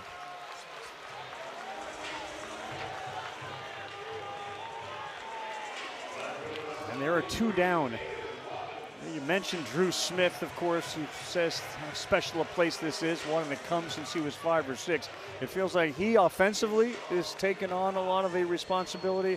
You watch Sanford's body language, I think he's feeling responsible for what happened early and doing his level best to get his team back in this. Well, and it gives you some juice, Ravi, when your team punches back, right? Yes. Now you really feel like you're right in this thing.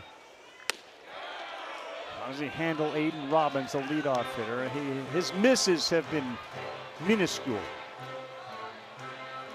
Robbins a home run and a walk.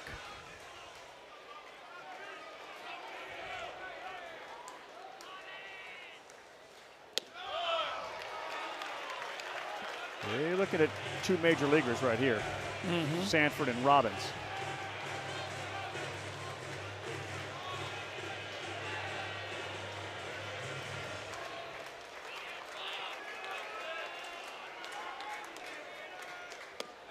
It really is interesting from a body type standpoint how much Sanford reminds me of Gage Wood. Now, Wood was doing this at 97 to 99 with the same kind of metrics, but both about 6 foot tall. They kind of look like high school running backs, and we'll see if Sanford has that kind of jump in him in year 3 the way Gage Wood did at Arkansas. I wonder what the impact of the Robbins first inning homer had on Sanford's desire to give him something else that is now back-to-back walks for Robbins. It has looked nibbly, has it not? Yeah. You've gone back to that one a few times tonight. I don't think I had heard it until tonight, but I got a feeling it's not leaving. We need a Burke dictionary. Woody Williams used to, anytime a pitcher would do that, he would yell from the dugout, "Nibbler!"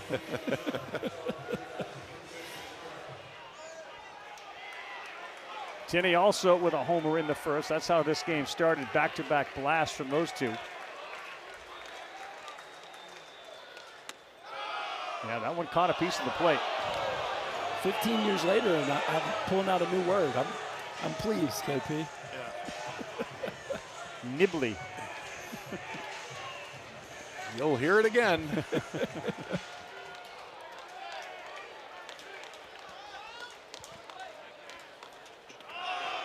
Well, that was helped by the right shoulder of Travis Eggert. Otherwise, scoring position for Robbins. It was going to get by. That's a pretty good job by Robbins right there because, I mean, 9 times out of 10, watch where this ball ends up. And this thing is spinning when it gets there.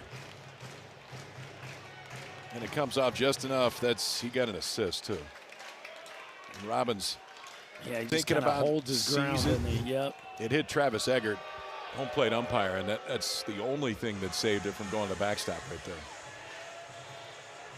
One thing we've seen with Mabius, you do not want to get caught too far off the base unless you are certain you're going to make it. A magical season for Tinney. 58 RBIs, 22 homers. Ooh, he got one to hit there, and he sent it straight back.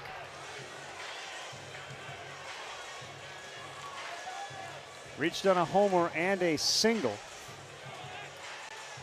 On a ball that deflected off the glove of Smith at third base.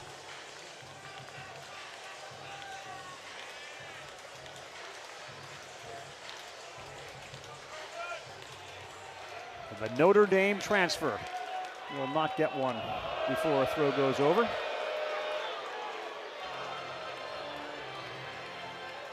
Pretty elite history of catchers at the university here, and Tinney will certainly be added to that list.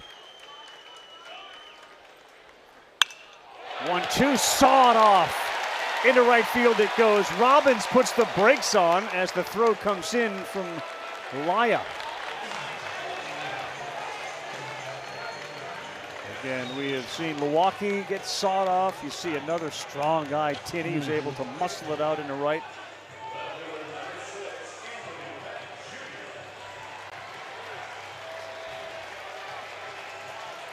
This one right here has got all the makings to be a big-time battle. Yeah. Will Sanford trying to post a 0 here to keep his team in it, and Anthony Pack Jr., who can stack an AB together about as well as anybody in the country.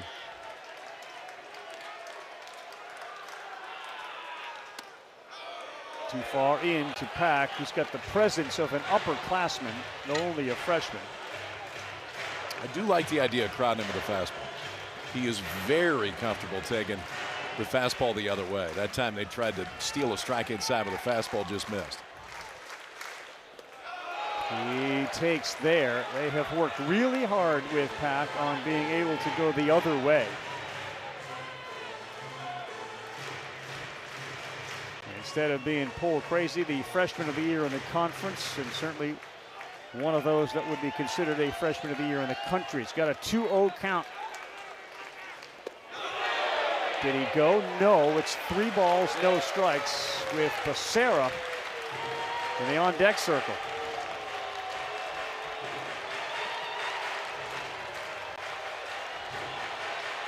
Robbins, who's out there at second base, has been instrumental on the development of Anthony Pack Jr.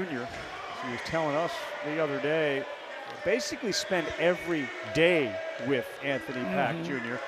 on the baseball field and then off the baseball field to get to know him, show him the ropes about what it means to be a Longhorn. And that's really more of an upperclassman talking, and somebody who, of course, transferred in, but has embraced the burnt orange. Oh, it felt like the impact had been both ways. I mean, it felt like Anthony Pack had as much impact on Aiden Robbins as the other way around. It just tells you the level of maturity of this young man.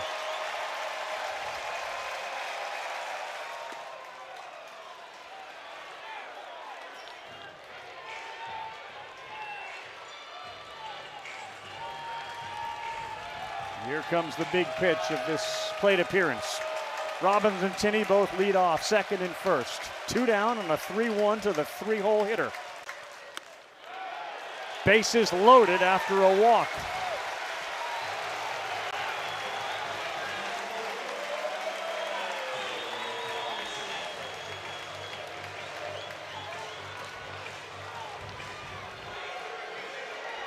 Is there a punchback from the Longhorns after Oregon got 2? And it may not be. Will Sanford throwing the punch. 98 pitches.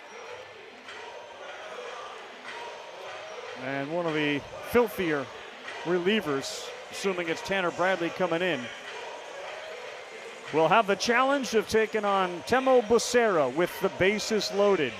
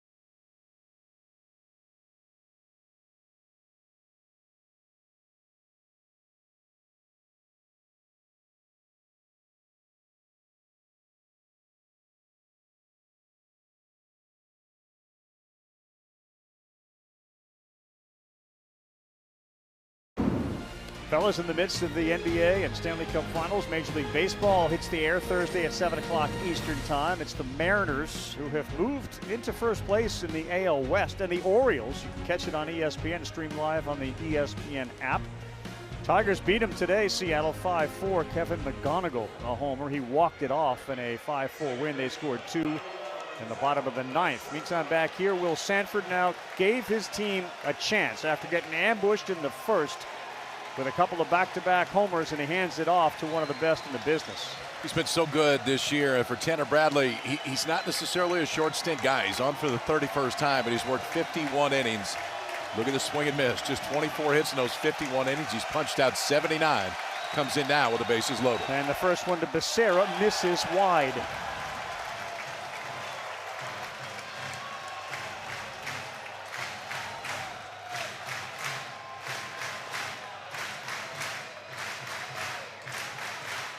His changeup is the swing and miss go-to pitch. It's 1-0. It's 2-0.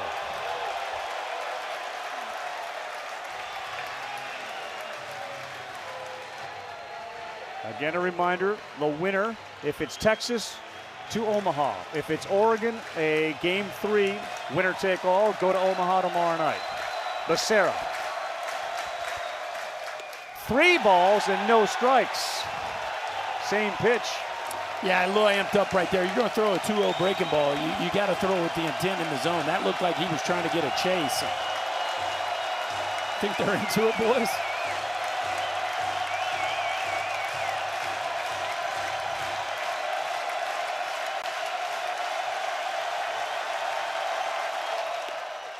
Right down Broadway. Interesting, too, just the way that Sanford had handled Becerra.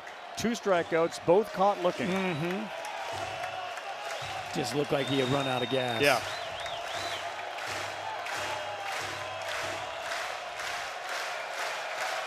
Tanner Bradley, 3-1. Yeah, he landed another one. What a pitch. Wow, what a funky-looking pitch that was. It's got some Bugs Bunny action to it. 3-1 changeup right there, and the arm action looks like he's trying to throw it through the backstop. Got a feeling you may see that one again right here. You do, and he does it. Wow, what a performance by Bradley. That gets Sanford out to greet him. He's the first man there, other than an umpire, to say thank you. They leave him loaded. It was 3-0. Mr. Bradley, then it wasn't 2 straight changeups. That one's not easy to hit. We got a good one in Austin tonight. To the bottom of the 4th, Ducks trail, Texas by 1.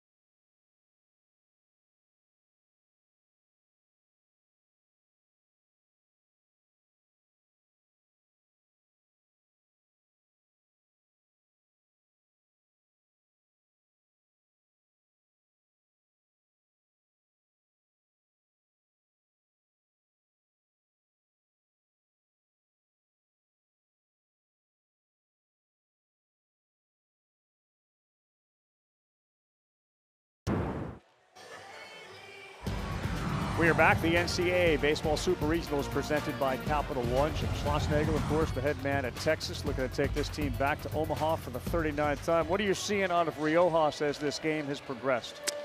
He's left a few balls up, and then we've had some balls that just beat the positioning we were in, which really stinks. But sometimes you get those right, and sometimes it works the other way.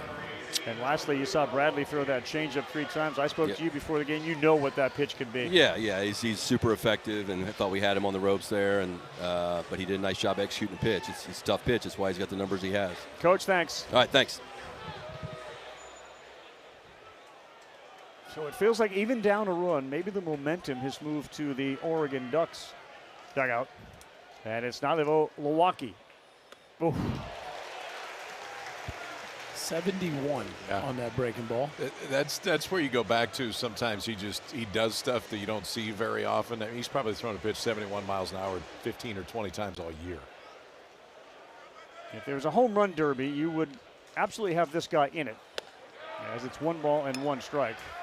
And he's got homer power of 500 feet, especially with the wind, but he's blasted one 496 and 471.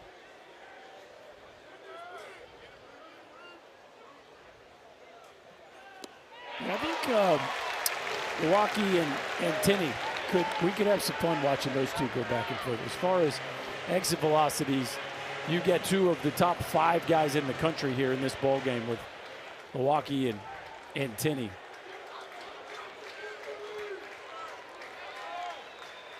One and 2, a couple of breaking balls. He will not chase there.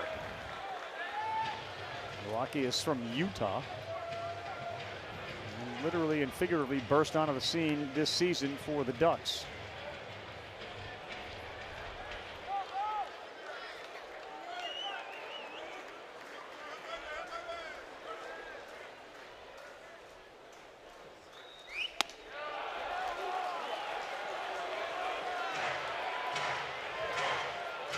His fiance, Emily Peterson, is in the stands there,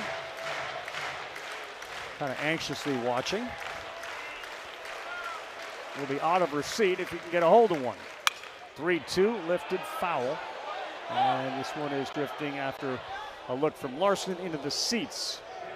Well, it's a fascinating hitter to watch operate, and I think probably pretty tricky to call pitches against because it's hard to tell what he's on. You feel like you can fool him, and then he hits the ball 400 feet, and you're just not sure.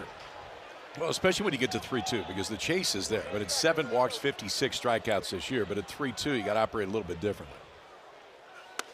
Chase the cheddar up top, and he is gone as Milwaukee retired for the first time. He had 7 homers in his last 12 games.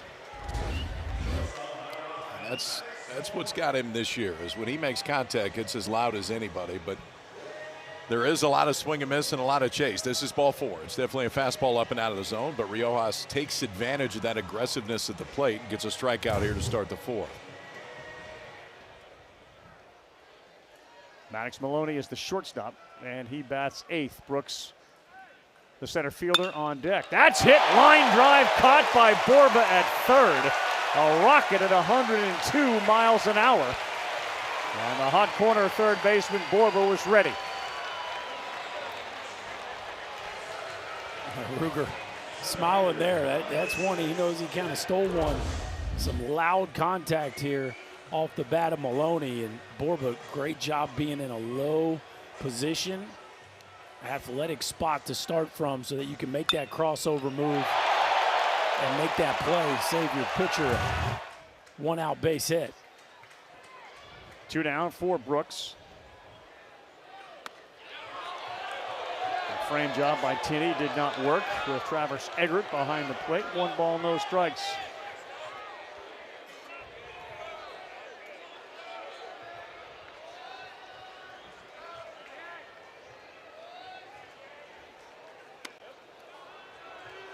Casey is such a great baseball name, isn't it? Casey? Yeah.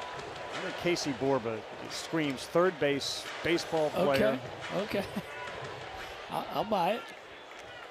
There's been a few Caseys at the plate. Sean Casey. Okay. You're convincing me. I need to do more. Keep going. Yeah, keep going. Casey Blake. Casey at the bat. Casey at the bat. Famous. Yeah, okay. He's got a big stature. Yeah. Mentioned that. Casey Blake. All right. Your guy, the mayor. We're gaining on it.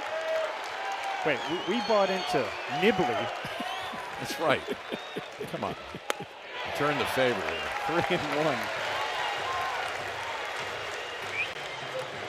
I'm trending. He's trending. Yeah. Casey as a baseball player named trending. 3-1, 9-hole hitter with Jimenez on deck. 3-2 for the dancing Riojas there on the bump at 96 miles an hour. Holding that velo.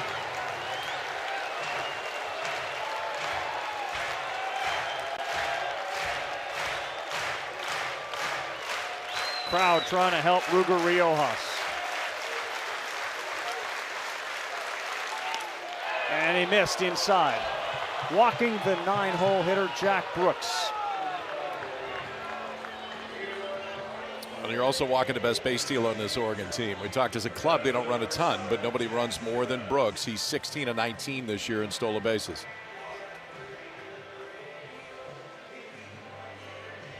Good fight back from Oregon in this game after being down 4-0 into the bottom of the second.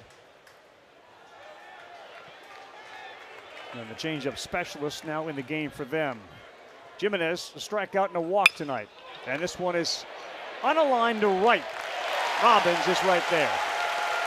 And that will end the fourth. Riojas threw it. It's 4-3. When we come back, Adrian Rodriguez steps to the plate.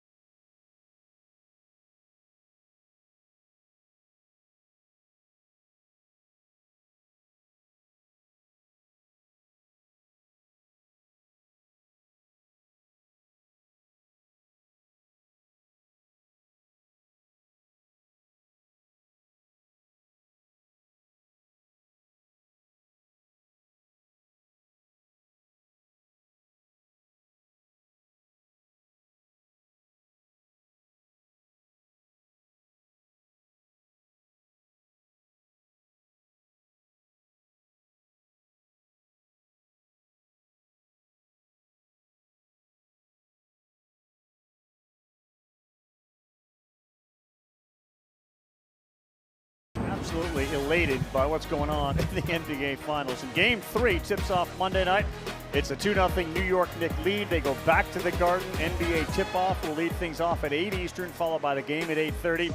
Watch it on ABC or stream it live on the ESPN app. Jalen Brunson has carte blanche for that city for the rest of his life. I think he has earned that. Is that guy a winner? Yes. College national championship, now staring down the teeth of one in the NBA as well. Special dude. Tanner Bradley came on, and my goodness, was that changeup we saw crazy after he fell behind Temo Becerra with the bases loaded. 3-0 and came back with 3 straight Bugs Bunny changeups. And he interestingly started them with 3 sliders that were all off the plate.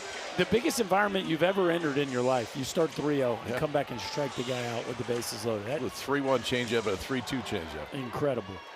It's 1-1. Yeah, there it is again. You know, oftentimes those that were on the Texas side will tell you he forces you to swing at it, and often it doesn't end up in the strike zone. These have all been in the strike zone. You know what this reminds you of a little bit is it's like the Volantis curveball, the pitch that you can't really prepare for. He golfs one, and this one is being chased by both Jimenez, and it lands foul by about 2 feet. Smith couldn't get there, and Jimenez couldn't either.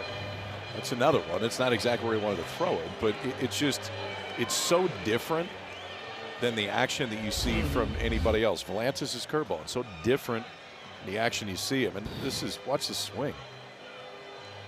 It looks like cricket. It's actually a fairly high spin changeup. 2200 is on the higher side of it. But he gyros it so well that gravity just shoves that thing down as it gets to home plate.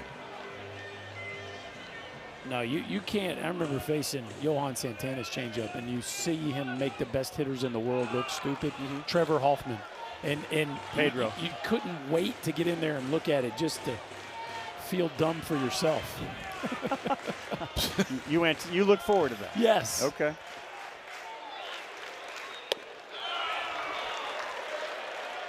Now, when you're this age, you think, wait till I face him, I'm going to hit it off the wall. When you get older, you go, well, if he's making that guy look dumb, then I don't have much of a chance. But let's have fun.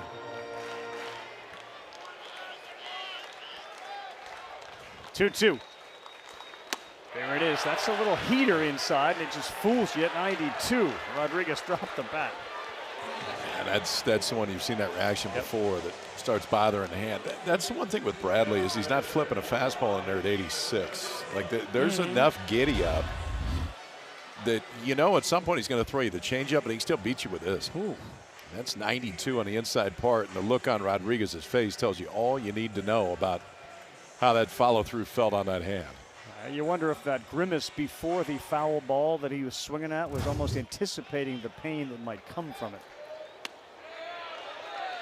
The fastball lands at the bottom of the zone as Rodriguez was retired. He had multiple hits in all 4 NCAA tournament games. Did number 24, and he is 0 for tonight. 0 for 3. Mendoza is 1 for 2.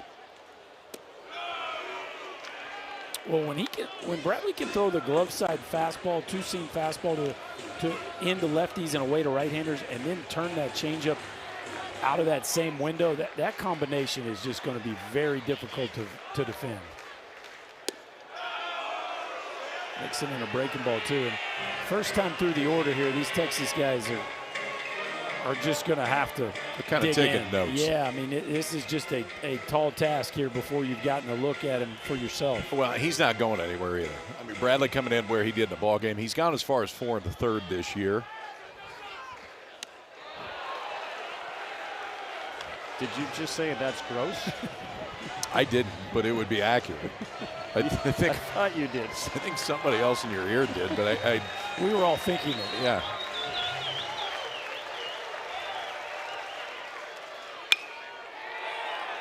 Weak contact. Jimenez, late jump. He's now there, and he makes the play.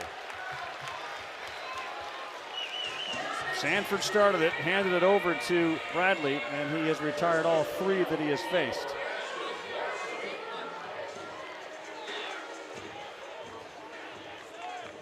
He settled it down, hadn't he? I really thought Sanford settled it down.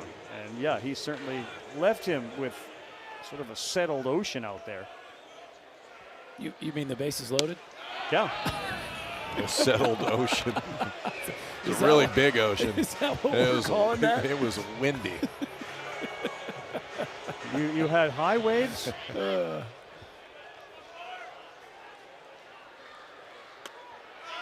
one missed off.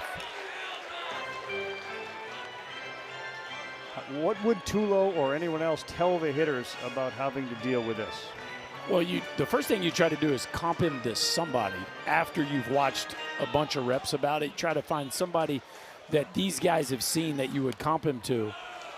And then, of course, in today's world, they have so much technology to try to mimic the shape of pitches through their pitching machines that they have down in their hitting facility. So you show it to them, you try to give them a comp, and then you rep it best you can on some sort of artificial look. But there is no experience like facing it for yourself. That's a 4-pitch walk to Ashton Larson, a rare one. A lot of times with change-up pitchers, they will encourage the hitter to move up in the box and try to get it before it dives. Is that an appropriate approach? It's not a bad idea, yeah, to try to make him feel comfortable and shorten your time you would need to wait. There are very few hitters, though, that actually feel comfortable changing their position in the box. Casey Borb has been comfortable in the box with his power this season. That one nearly got him. Of course, the mic drop on Casey's in baseball is Casey Stengel. There we go. And now you're winning. on board. You're winning.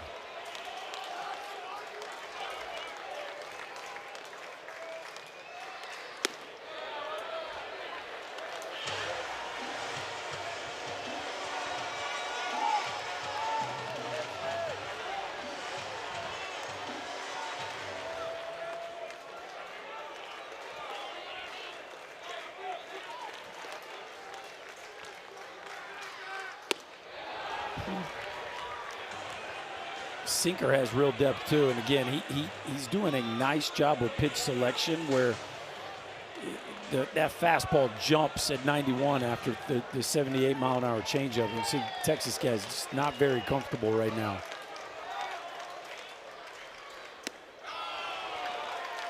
He missed badly there. It's a 4-3 game in the top of the 5th. All the high leverage arms, including Bradley, available. Texas has some questions about the bridge to Cozart.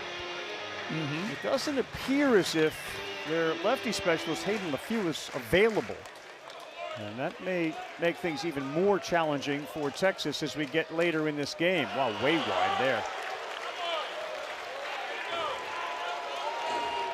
Yeah, these are nervy decisions here. One-run game. You're playing to go to Omaha, and your margin is nothing. You got to fire your best bullets to try to hold on to this lead. But if it doesn't go your way, you're left pretty thin for a game 3. Got him on the shoulder, and he looks back out. He's talking to Bradley, is Borba. Home plate umpire, Travis Eggert, make sure to get in between the two of them. So you do move Larson down there to second base as Borba gets hit. And now the 9-hole hitter for the Longhorns. I can promise you he's not trying to hit him with a slider in a spot like this. And you've been hit a lot more than I think last time I was hit, I was like 14. So, I mean, it still doesn't feel good, but there's zero intent on that. And the Texas hitters have definitely been the aggressors in these 2 games. There's been a lot of body language being sent from the Texas offense out towards the Oregon mound. And Borba just kind of stacking on that there with not taking too kindly to wearing that slider off the shoulder.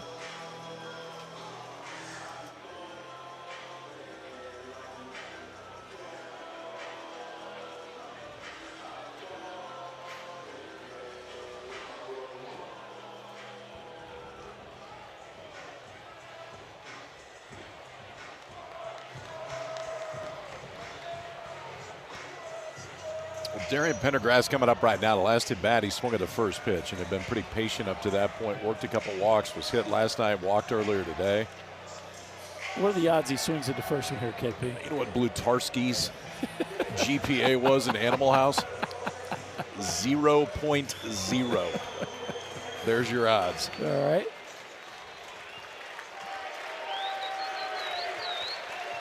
So if that's the case, can Bradley land one in the strike zone? Sure can. Maybe he was thinking along with Blutarski. It is now 0-1. Very convicted answer by UKP. Confirmed.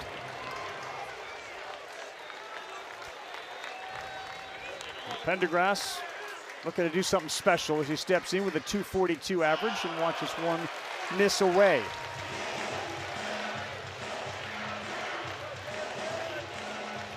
One more time, the outfield of Jimenez, Brooks, and Laya. Very shallow, good arm in right field and in left. 1-1 to Pendergrass with Larson off second. That's beautiful right there. Front door changeup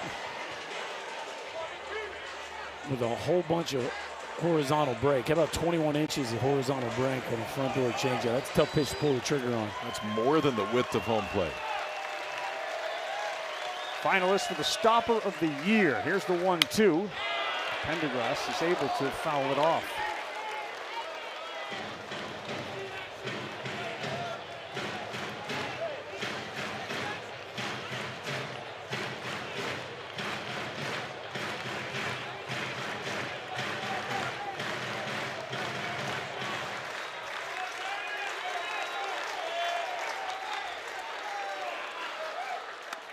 That's off, 2-2.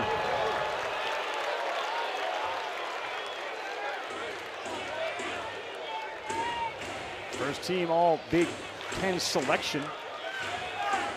He and Drew Smith.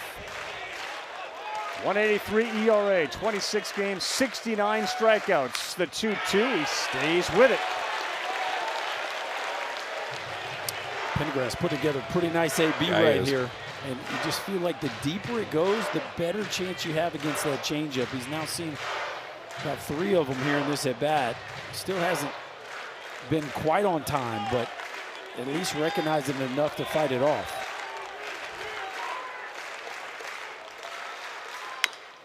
And a high chopper. It's fielded cleanly by Bradley. The underhand flip to first for the out.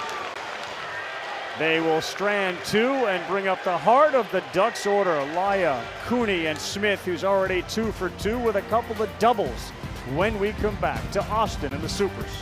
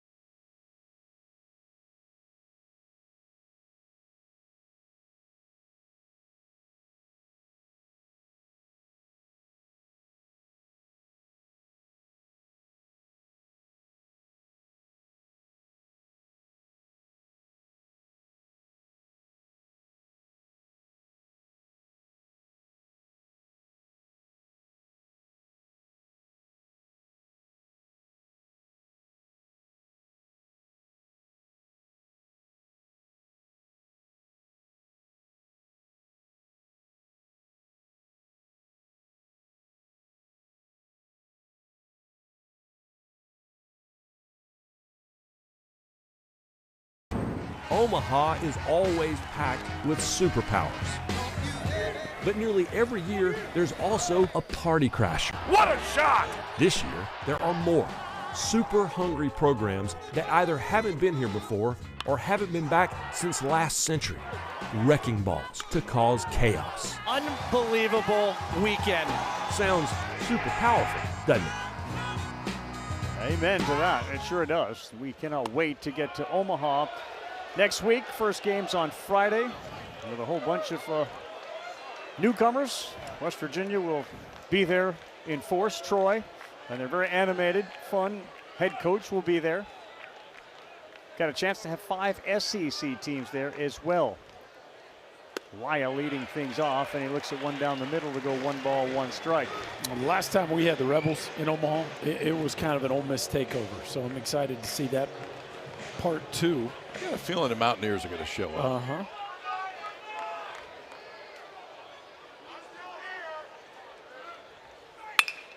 Back up the middle, off of him. It's going to be a very tough play, and they throw to first. Safe. Good effort by Rodriguez. That one dinged off of Riojas, and in the end, it ends up being a leadoff single for Angel Laya. Rodriguez did all he could possibly do to try to finish that one off.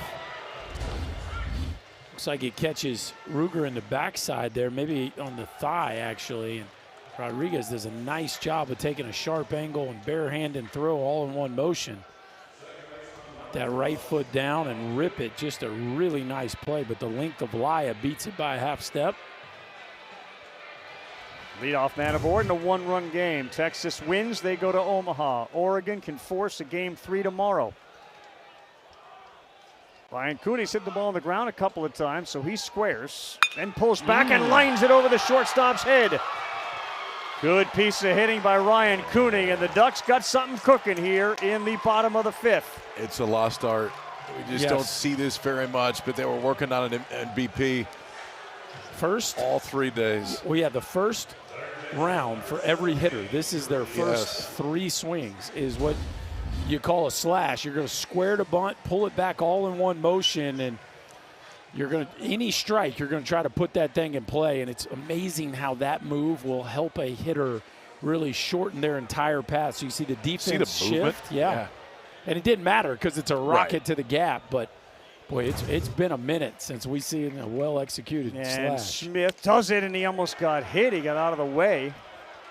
Well, this is one of the things that we talked about with Oregon is they can play the power game. They've hit over 100 home runs. They can also play what some will call the West Coast game, where they force you to defend in ways that you haven't had to defend in regularly during the course of the season. Smith has been Mr. Clutch for this team. You got to let him swing here, don't you? As good He's as got he's two going. doubles. I'd say you probably do now. I would have said after the first one for sure, but hard to give up an out right here when he's swinging it as well as he is. Holds the modern era program record. He had a 20-game hit streak. He's got 2 hits tonight. They're down a run with nobody out and 2 on. Pops it up. Foul. Wow, they went back to that same play. Yeah, I don't. With their number 3-4 hitter. I mean, he went deep last night. He's got doubles on both sides of the field tonight. I mean, obviously they got their style and there's certain ways they want to play it, but this one surprises me, especially in a 2-0 count. If you're going to do it early, fine, but 2-0 count, I would have thought that he got 1 green light. He's got 5 3-hit games this year. The first baseman Larson is way in. He is squared again. Watch the slash. On a 2-1. And he does put down a beautiful one. Riojas fires. Ooh. Got him by half a step. Well, we'll see if that decision pays off. They move them both up into scoring position. There's now 1 out.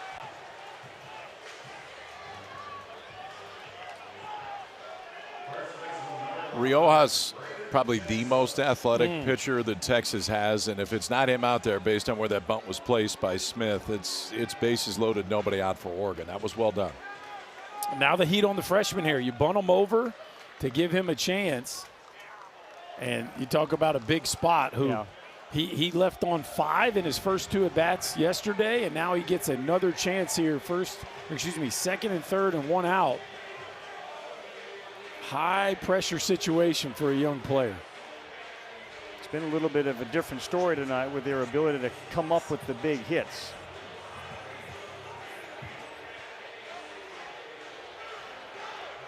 Last night they left 17 men on. It didn't feel as if there was a possibility they would do that again. Ethan Walker, the left-hander, was up and starting to throw in that Texas bullpen.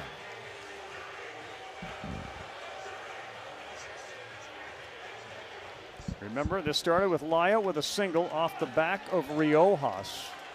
And much of this season has been dictated by the play of the freshman for Oregon. Here is another one in Braden Jackska. Laya and Cooney scoring position. First pitch misses.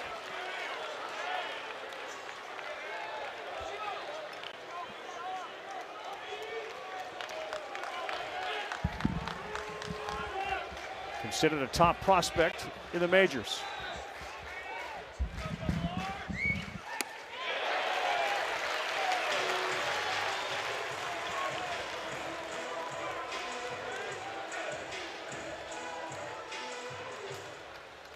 One ball, 1 strike.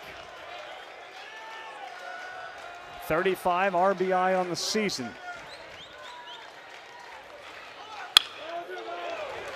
Hung up there. But it's 1-2. That was that slow one again. It's the second time he's thrown it today. That one at 71, a pitch after the fastball came in at 94. Now a big spot for the freshman in a 2-strike count. He's the first baseman. Kylie McDaniel, our scouting expert, draft expert, said the best prospect on the team because he can catch long term. 1-2, will not chase. Good take right there. That was the firmer breaking ball. Slowed him down with the big loopy one, went to the short downer there, and Jackson does look settled. Yeah, he's taken 2 sliders in this at-bat. He took the first pitch of the at-bat and then that one right there. They were both out of the zone. Hit a pair of home runs in the Big Ten tournament. Dove in 2 against Yale in the regional. There are 2 out there right now, and the 2-2. Fouled off at the plate.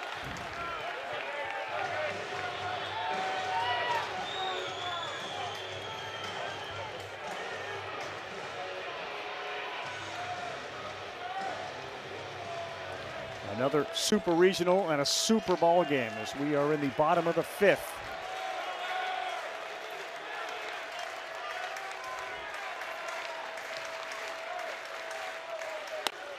A little high.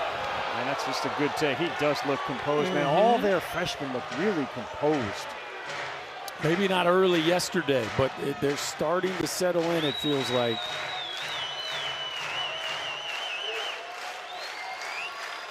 '89th pitch of the evening for Ruger Riojas.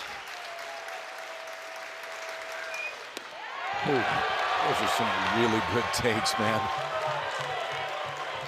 Really good takes, and that was one he hadn't seen a whole at bat. Is there anything left in Riojas' tank? It's going through the mind of Jim Schlossnagle. What do you guys think? Well, if you had LeFew here, this is where you'd insert him, and they don't. So do you feel like Riojas at 90 pitches has more in the tank than Ethan Walker? It looks like Luke Harrison isn't an option currently, so I would stay here. Yeah, and he's got Crossland up and throwing too. Max Winter, the pitcher coach, out. And generally, when he comes out that fast, it's not to make a pitching change. Schloss generally makes those. Bases loaded. He's got Crossland, the right-hander, up. You got Walker, the left-handed, up. Walker doesn't walk anybody. Crossland, freshman, coming into the spot. I'm not quite sure if that's the one you want to put him in, but it looks like right now they will stay with Riojas.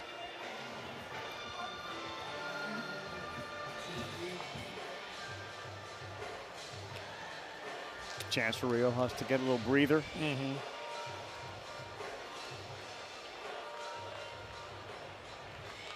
So the guy that does catch, while Jackson may project as a catcher down the road, is Berkeley Mabius.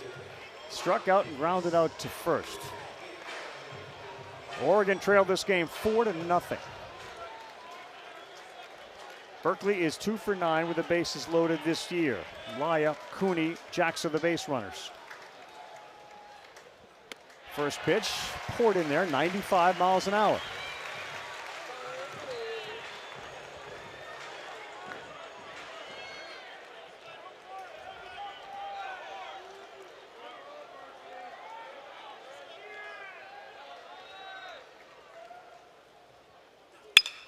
Berkeley on the ground. It's going to bring in the run to tie the game. They get the out at first base as Larson held onto it, but it's a brand new ball game on Berkeley Mabius' ground out to second to tie it.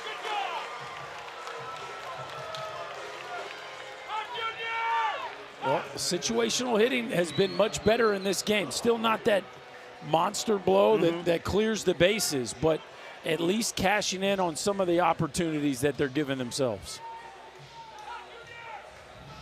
Well, speaking of freshmen, what an opportunity for Nalivo Lawaki.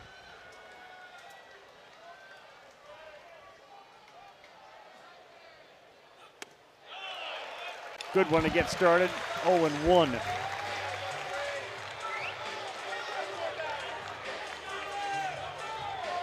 The inability to drive in the runs last night, still 5 of their 7 runs in the Supers have come with 2 outs.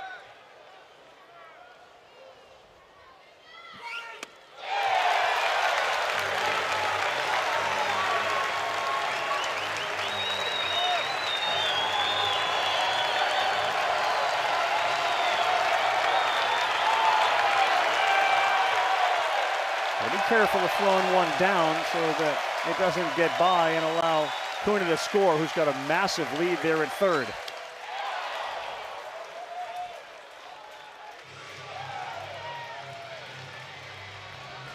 Again, Brentley Peterson, fiance of the man at the plate, Nalivo Lawaki.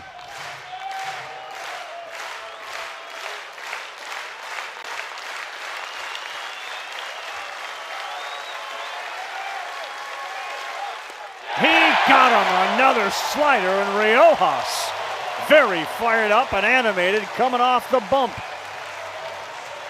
Boys, we got one here tonight. We are through 5, and the Ducks have fought their way back. Boy, you need your dude to make a big pitch to get off the field. A tight breaking ball.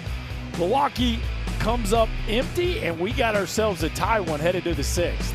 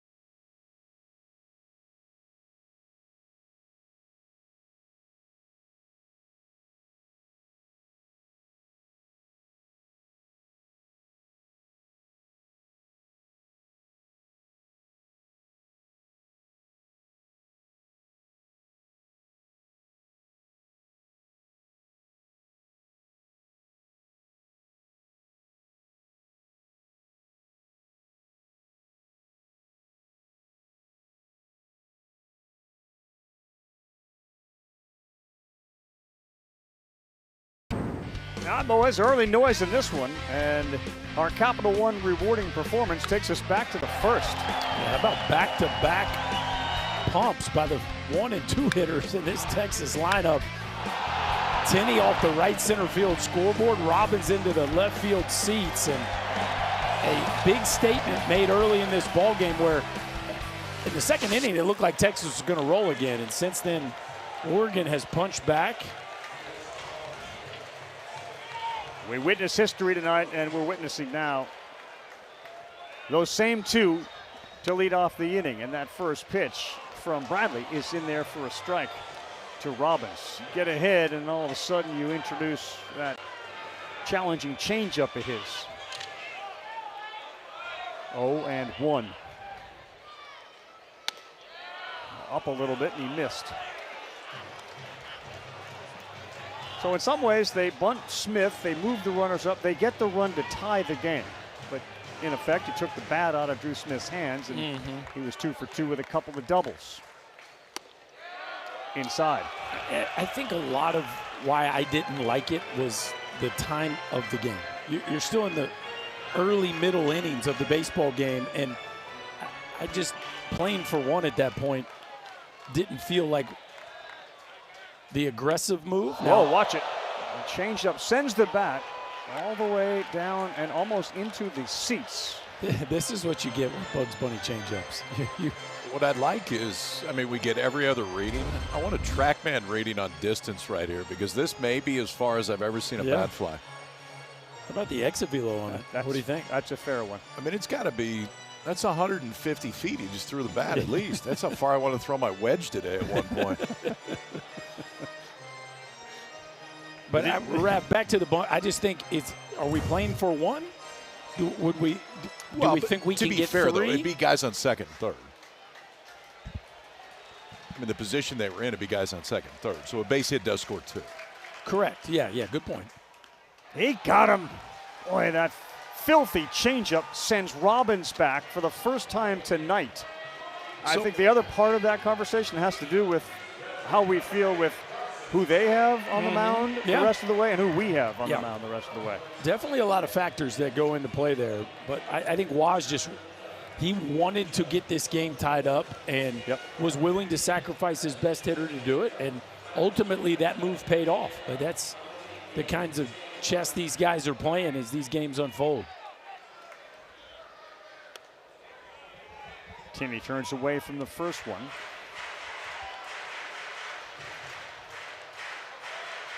Homer, a hard shot to third off the glove of Smith. They called it a single in the fourth.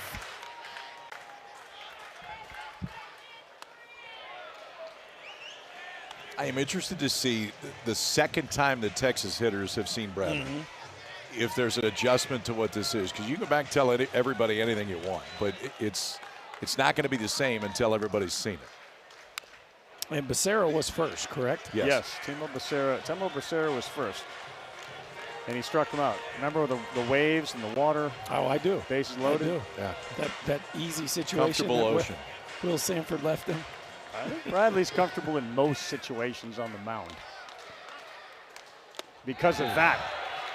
Back-to-back punchies of Robbins and Tenney. 4th strikeout since he came in. Okay, so often the swings of the hitter tells you how good the stuff is. It's pretty straightforward. Here's the swings of the hitter against the changeup. It's Becerra on the swing and miss. It's a cricket shot to left. All the way out in front of it. And then just the last two from 2 of the best hitters. Aiden Robbins threw his bat 150 feet on a changeup, and then he struck him out the next pitch with it. Then he just got Tenney. It is, from a swing and miss standpoint with the pitch, Pack just got hit. I mean, it's as good a changeup as there is in the country. But again, he's going to be out there a while. He's gone 4 1/3 this year. I would assume that they get Bell up at some point. He probably follows him, but they're going to have to knock him out of the ball game before Waz goes and gets him tonight. And rightfully so. 69 pitches, 4 1/3, as you mentioned. That was against Arizona back on the 27th of February.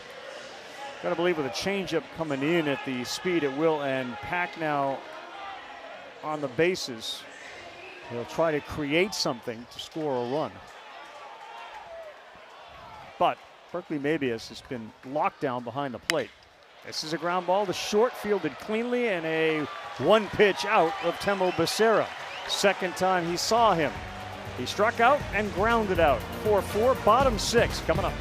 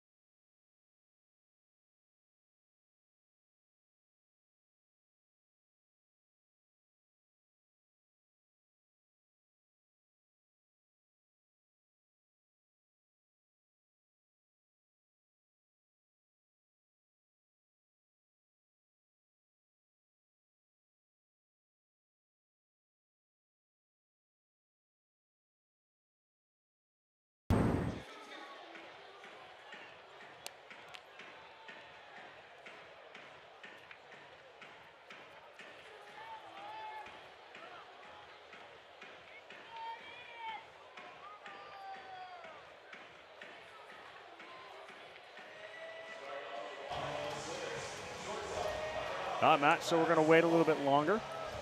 And thanks for the good news, Sheck. Yeah.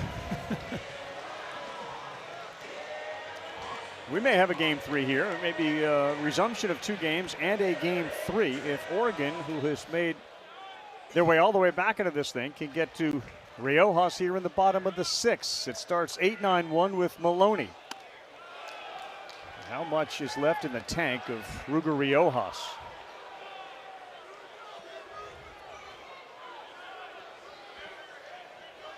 In a tie game, Harrison is obviously not an option. In a 1 or 2 run game, may not have been an option. Would be available to pitch tomorrow. 94, he swung through it. Does the game being tied make it easier to manage for Schloss or harder at this point? Oh, I think he's all in to win today. They go down 1, it may change it a little bit, but not yet. Bunt, and that's foul. Because we can't forget they're the visiting team tonight. Yep. So that changes everybody's calculus as well. Such a fascinating format when you want to go all in to win this one, but you have to at least have a thought about the fact that there could be a game tomorrow.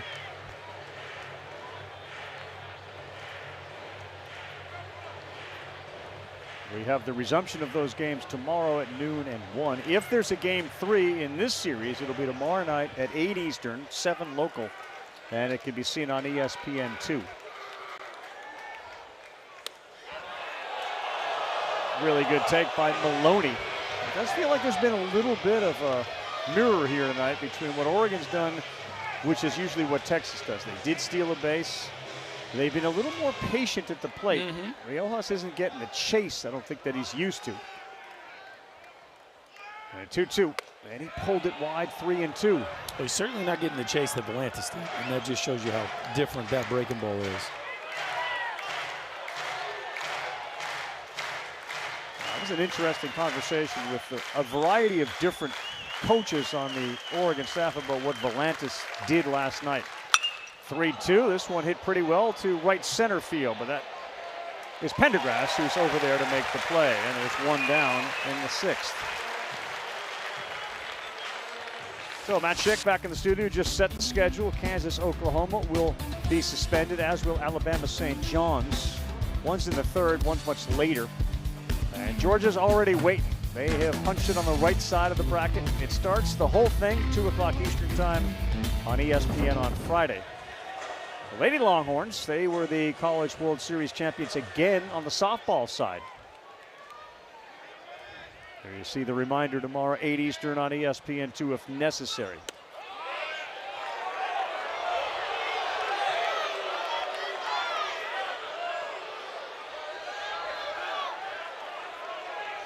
He's over 100 pitches, fellas. This is the 4th game he has done that.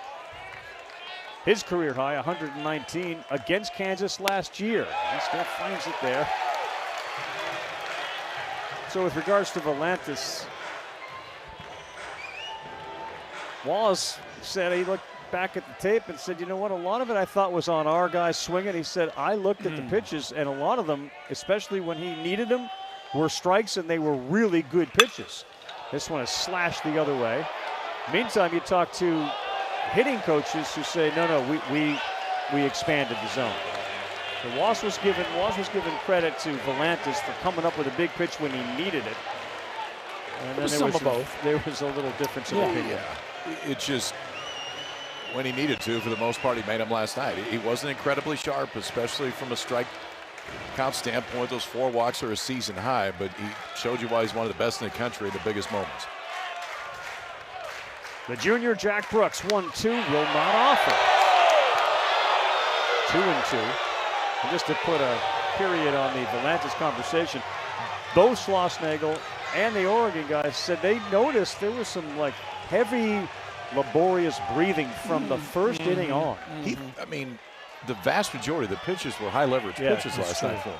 There was no easy inning. 2-2 got him to chase. Riojas is still being Ruger Riojas on the mound. He uses this cutter sometimes almost like a split or a changeup. It's got enough down to it that it gets off of it. You can see just takes that middle finger and finishes that pitch. It gives it good down. It's got a little bit of break in towards the left-handed hitter. Volantis loves it right there. And give Riojas credit, man. He's battled tonight, too. We get the big out to get him out of the 5th. Now 2 quick outs here to start the 6th. Definitely start to think about the bridge to get to Cozart, their closer, and how they're going to navigate that. Jimenez swings and pulls it foul.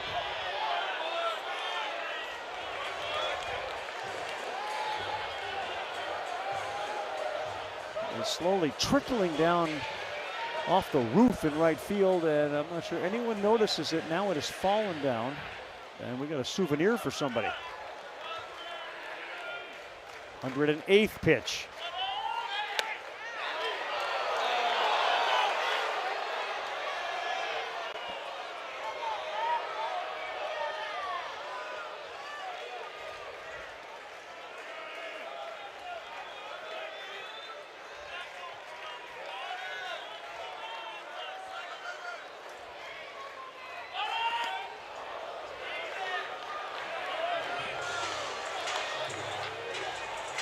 It's a gutsy effort. If nothing else, it is a gutsy effort. It's funny. He's kind of gone in and out of really being sharp and then looking a little wobbly. But you're right. If he gives them 6 full with 4 runs, I think you'd be pleased if you were Jim Schlossnagle. Especially with a short-handed pen. 3-1. Laya, who singled and scored his last time up and swung the bat pretty well, is the on-deck hitter. He struggled mightily against lefties. It may be the last hitter here for Ruger Riojas.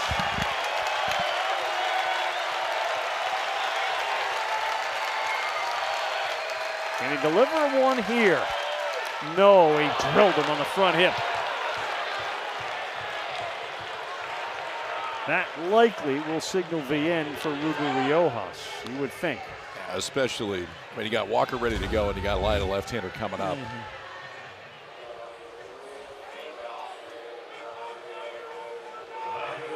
There's a little movement there, but that feels like he's just turning to me. Texas didn't dispute it. And here comes Jim Schlossnagle.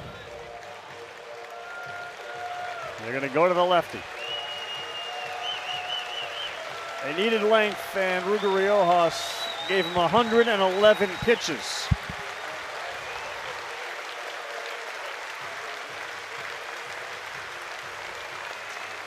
The lefty, Ethan Walker, will be next up, and listen to the crowd.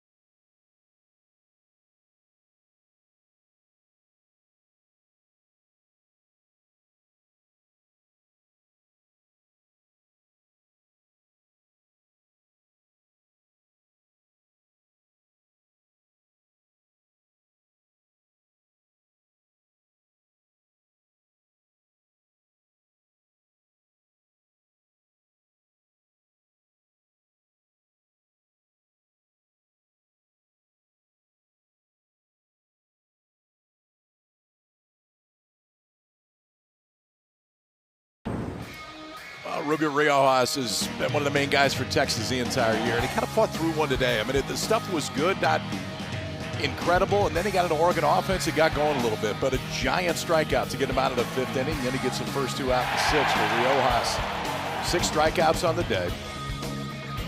Showed you 6, 7 different pitches if you include when he dropped down to a different arm angle. And you know, it's those days that maybe you don't have your best stuff, but ultimately you work into the sixth inning, really give your ball club a chance to come out ahead. But Texas will go left on left right here. Ethan Walker, the lefty, comes in. One thing to watch here is the stuff profile is vastly different than what we saw yesterday from Valanis.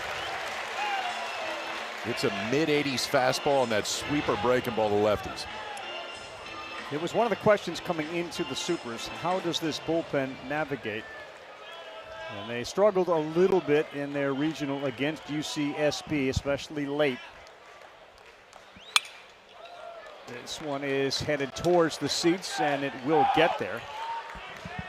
Hayden LeFew couldn't throw a strike. Brett Crossland, he struggled as well. Sam Cozart, he was a little shaky in that game against UCSB. Yeah, it was pretty nervy there down the stretch. Elias numbers against righties and lefties, and you can see the drop-off against the southpaws.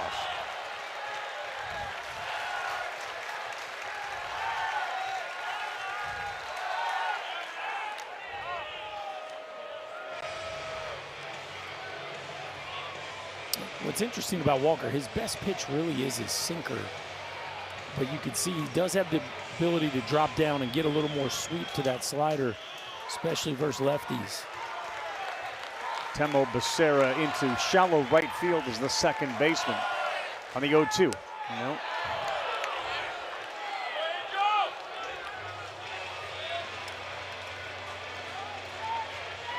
Lefties hitting just 160 off the sinker. I've had more success against the breaking ball, but right now he just needs one more strike. Jam shot right back at him. Boy, he caught it, and it caught him by surprise, but a jam shot. And Riojas is appreciative of the play by Ethan Walker. Well, there was that sinker right there, a two-seamer that just runs right into the chest of Angel Laya, and that ball falls softly into the glove of Ethan Walker. And you know Riojas is digging that. We're still tied here Headed to the 7th.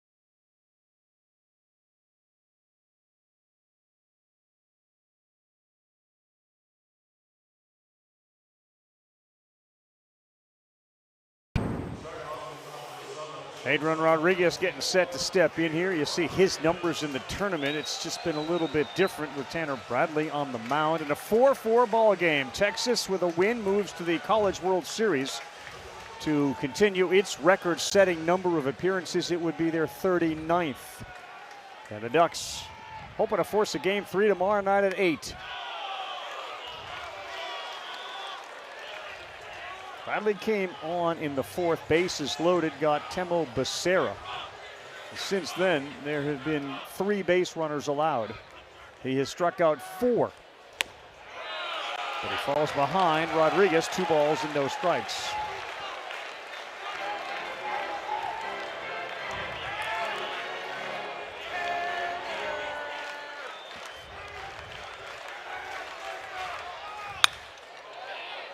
Rodriguez sends it to the seats. The other 2 bullpen arms that they likely will use would be Devin Bell, the righty, Toby Twist, the lefty, who's made 19 appearances with a 4-0 mark in 40 innings, 50 strikeouts. And that is the lefty.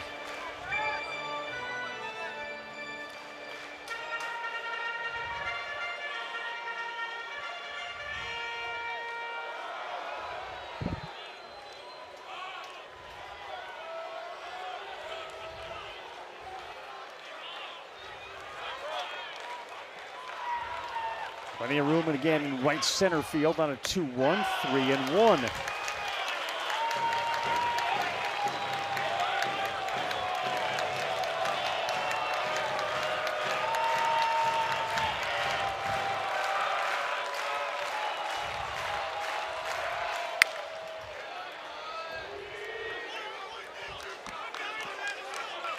It really is remarkable. You look at Tanner Bradley's numbers throughout the year. 53 innings, 24 hits. Amongst qualified pitchers, he leads the Big Ten in batting average against and hits allowed. I mean, it's just nearly impossible to square this dude up. 3-2, it's looked like it almost was a mistimed jump by Maloney. And a big wide turn, but Rodriguez, by standards, squared him up. Almost squaring him up at 98 miles an hour. It looked like Maloney almost overjumped this one, guys. Yeah, I thought he was going to catch it when he went up. Little two-seamer running away from him. Good Just piece. A beautiful piece.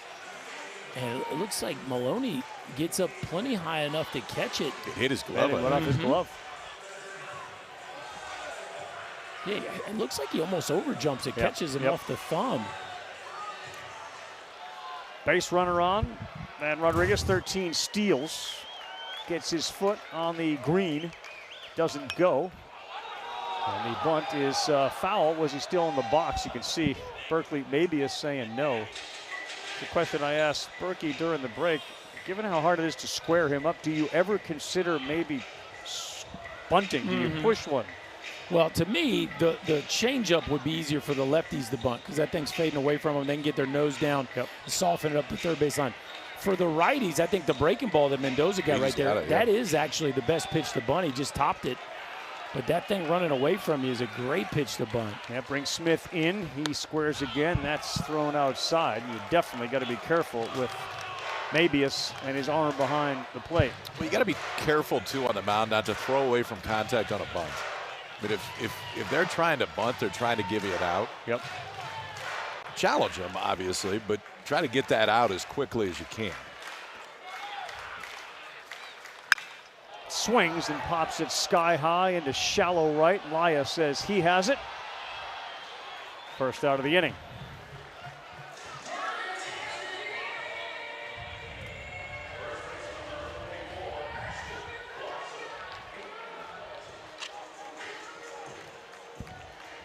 Yeah, the wheels are spinning in both the coaches' heads right now. In a 4-4 game, with the effectiveness of Bradley, with another arm out there, if you win tonight, you play tomorrow night at 8 o'clock. Mabius found himself surprised he had that ball in his glove. It's 1-0 to Ashton Larson.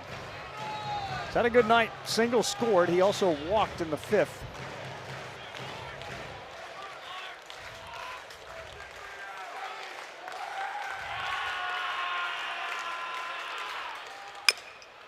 Jam shot, slow roll at a second, but it's a foul ball, and we will do it again. It went off the foot of Larson.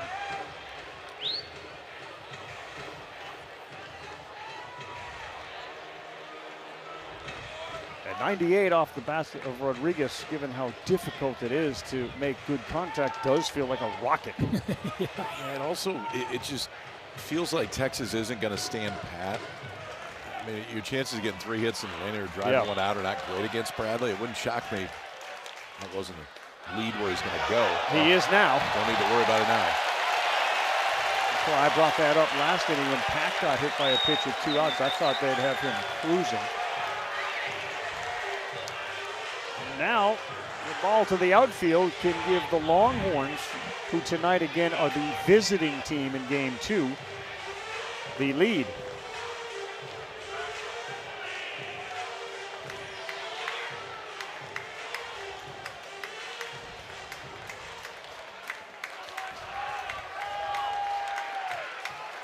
Ashton Larson, the junior, with a chance ahead 2-1.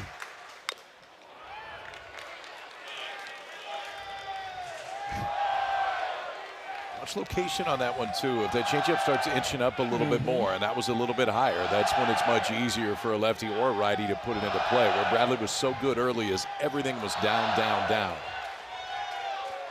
Larson has managed 1 homer this season. The outfield is shallow, hoping a ball in front of him. They'd be able to cut down Rodriguez at home.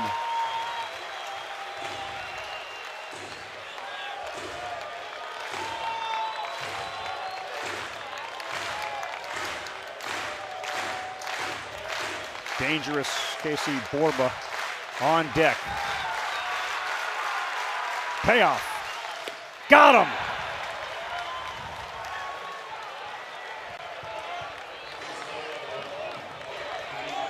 Showing him a few different things tonight in big spots. I think the assumption is in this spot that you're going to get the changeup. Instead, he got the slider. And Larson all the way out in front of it, just enough from a location standpoint, down in the zone, out in front of it enough. Not what I thought he would see right there, but it had the outcome that Oregon was hoping for. Here's the man you cannot leave one up and out over the middle. It's Borba. That ball is pulled down the line, and it was up and down the middle, but he went foul. You were saying? You can't do that with this guy. That breaking ball didn't have much to it right there, and he really got away with one.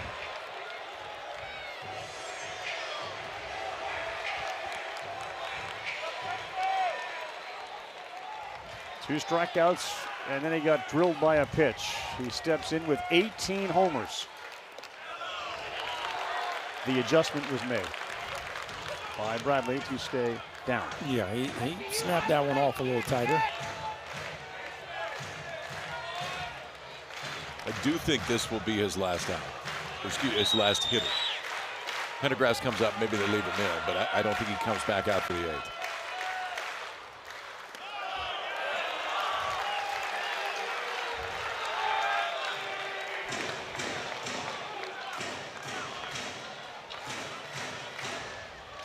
Texas team that has averaged 13 runs a game in the tournament.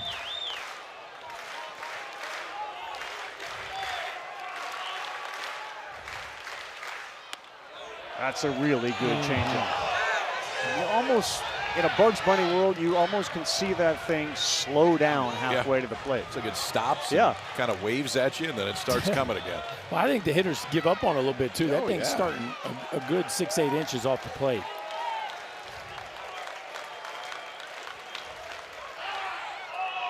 That one gets into center field. He's going to be able to get to third base. Wow. I just don't see that. We got 2 strikes on the hitter with 2 outs right there. Why? Didn't feel like a time where you needed to try to steal an out. You almost wonder I if don't think he's not going to steal third base right there. Right. Yeah, I think that might have been put on by the second baseman, Cooney, and just felt a little over-aggressive in that spot. Now you got to worry about the ball getting to the backstop. Yep. A little jam shot should be easy for the shortstop, and it is. He came back inside, and he jammed Borba. Bradley has been massive tonight, and everybody, including Will Sanford, know it.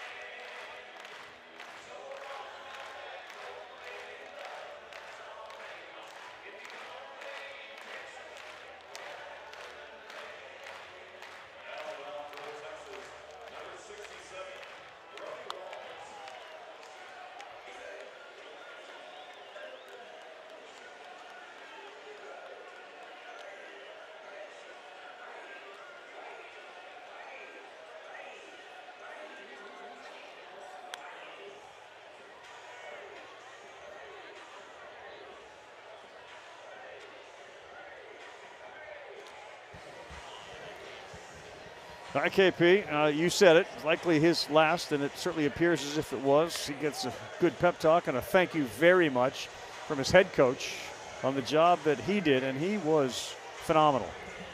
He was outstanding. It felt like you could see the fatigue was there, and that always becomes, I think, the difficult question in the dugout is, okay, when he was out there in the first, like, he looked like he could get anybody in the world out. But the longer he's out there, there's some fatigue, and you want to get him out of there before fatigue costs you the ball game. So I think maybe you got away with one to Borba. Yeah. And it's like, okay, we're good now. Interesting move here by Texas. They go to Brody Walsh for the second day in a row.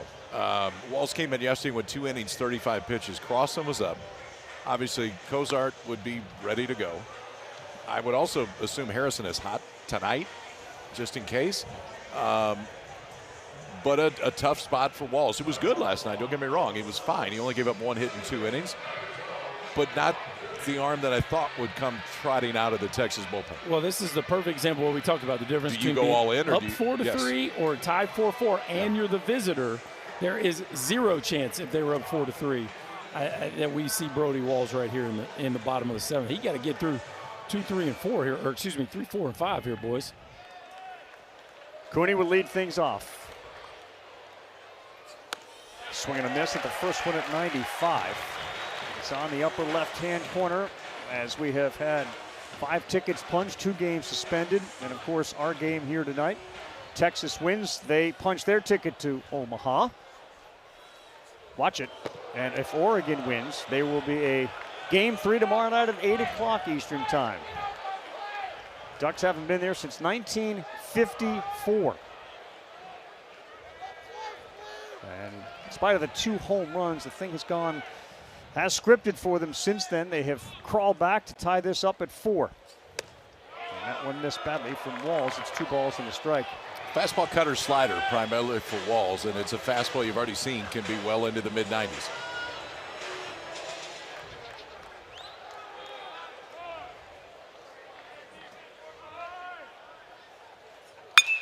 He hung one, and this ball is smoked to left center field, and it is off the base of the wall. Fielded by Pack, he sends it back in, but a leadoff double for Ryan Cooney.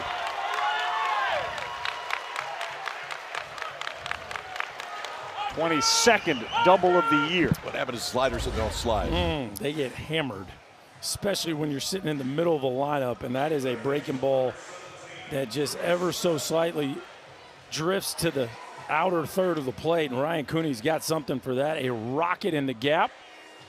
And now Drew Smith up again with a runner on second and nobody out. He's not bunting. Let's see how they play this one. He's not bunting, okay? I can promise you that this time. You're sure? I am sure. So you'd play for yes, the bunt in the bunting. 5th, but not in the 7th.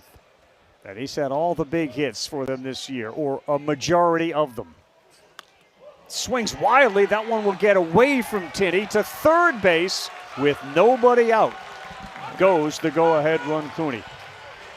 Worked out nicely for the Ducks. You don't have to worry about it. Now, I would imagine Sauce plays the infield in here. See what the Longhorns do here with the middle infield. Yep, they're bringing them in. They're bringing them in. This is one. That one's got to be caught. Yep. That one's got to be caught.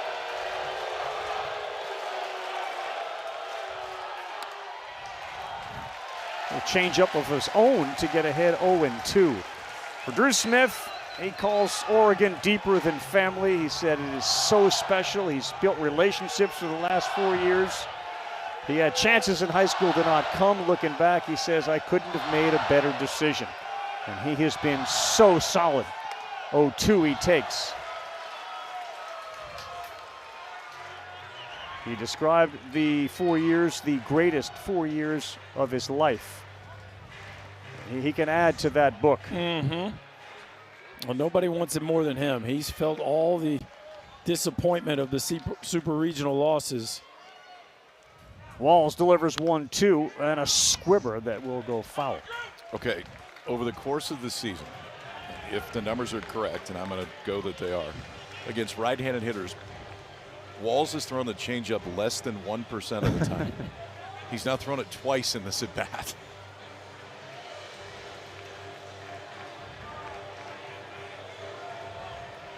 What an opportunity for Captain Clutch on this team, the senior Drew Smith.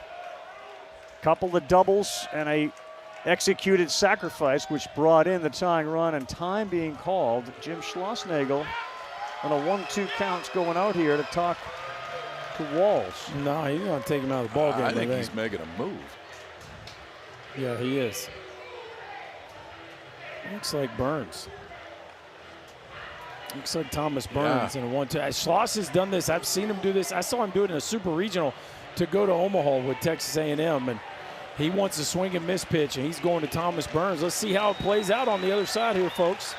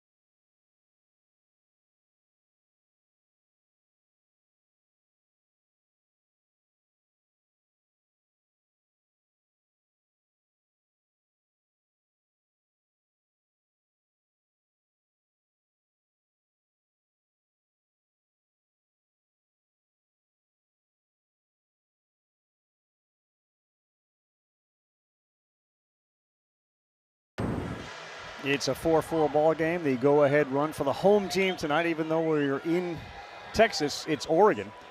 They will advance with a win to Omaha. Texas, if they can get a victory. On the other side, Oregon, who has battled back from a 4-0 deficit, has that go-ahead run at third, and now they look out with the count 1-2. Jim Schlossnagle goes to the big fella, Thomas Burns, making his 23rd appearance. You don't see this one very often. You get a 1-2 count, but obviously they thought stuff-wise in a strikeout situation, Burns is the right guy. The fastball has a big swing and miss. Cutter has a big swing and miss percentage against righties. Comes into the plus count yesterday. Third of an inning, walked 2, then they got him out of there, back in there tonight. Showing a lot of trust in him, and you're going to either get 98 at your chest or you're going to get the splitter here. Again, not a clean plate appearance. The count is 1-2 to the senior Smith, the cleanup hitter for Oregon. He got him. One pitch, one out. And one move that paid off there for Schlossnagle. Well, that's how you do it right there. You That's go a and cutter. grab the swing and miss stuff. Yeah, I think that's just a gnarly cutter right on the down and outside edge of the zone. And Thomas Burns did not have great command yesterday. That is a big-time pitch coming in out of the bullpen. Infield stays in, trying to cut down the runner on a ground ball. Braden Jackson is the freshman. And he looks at one above the letters. Fellas, Texas has played in 158 tournament games in the last 3 decades. They have blown a 4-run lead one time, and that was last year against UTSA.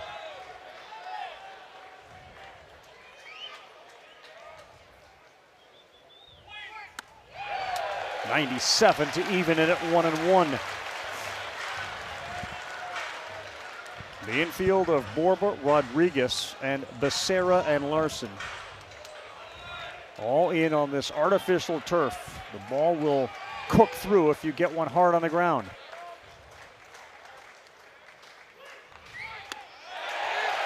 Wow. Fastball at 97, change up there at 85 or a splitter.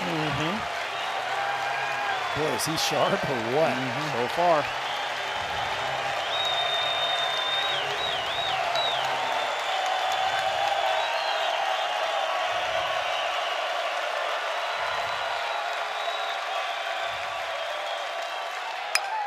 On the ground, and it's fielded by the shortstop. One play to first, scoop there, but Oregon has grabbed the lead.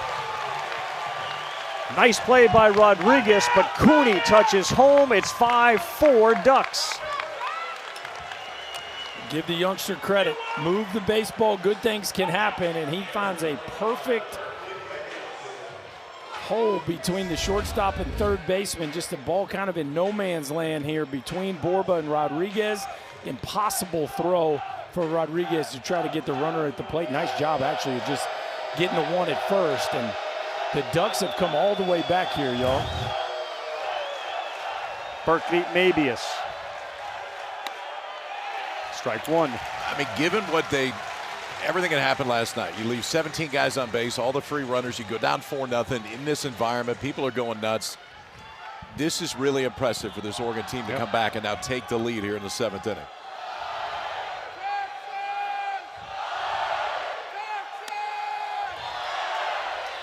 Rodriguez had no choice, right? The only play was first base. No, yeah, there was zero. I don't know if the throw could beat him anyway. You had no angle to throw that baseball, especially when it's a tag play at the plate.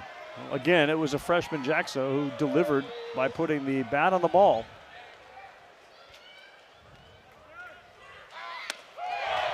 On the inside corner at 97. It did not start great for Jackson yesterday, but he has really shown us some growth in a short period of time.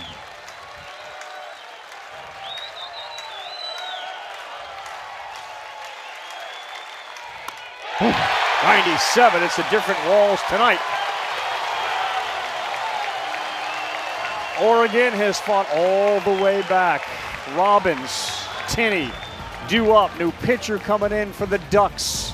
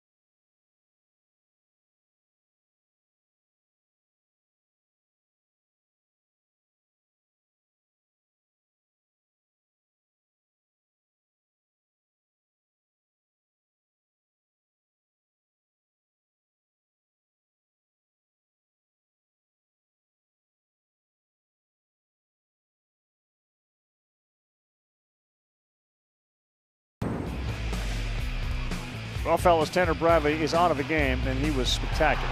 He was phenomenal. I mean, it was the big first out that he got to get him off the field, and then the changeup played so well over the course of it. Texas started taking a little bit better swings as he was out there, but for the right-hander, ends up going 3 1/3, works him out of a jam, gets a fly ball in the infield, and kind of got the feeling when he walked off the inning walked off the field last inning that was going to be it. But their best lockdown reliever did exactly that tonight for this Oregon team. So it's a lefty that's now on the mound, and one of the high leverage guys, Toby Twist, 19 appearances, 4-0, 383. He's the junior. And there's the 40 innings, 50 strikeouts. Yeah, just the 30 hits. It's some real swing and miss stuff. The slider and the changeup both well above average from a swing and miss standpoint. So again, another talented arm out of this Oregon bullpen. Anxiously waiting for the 8th inning, sitting everywhere they can, including on top of that fire engine out there in left. Here's a bunt. Twist will field. He will turn, fire, and that's a heck of a play. We had some equipment loss on the way down there, but Toby Twist was challenged right away on a Pendergrass bunt back to him, and he looked smooth. So's Jackson at first base. I mean, watch this move on first. He breaks in, and now he's got to peel off and get back. So we got to find a bag first, now try to find the base ball, and then make sure you're on the white one. That's the other thing. If that right foot slides over the green bag, it's no good, but it stayed on what was not an easy play for anybody defensively. And now the two biggest challenges in the batting order, Aiden Robbins. Bends in the first one.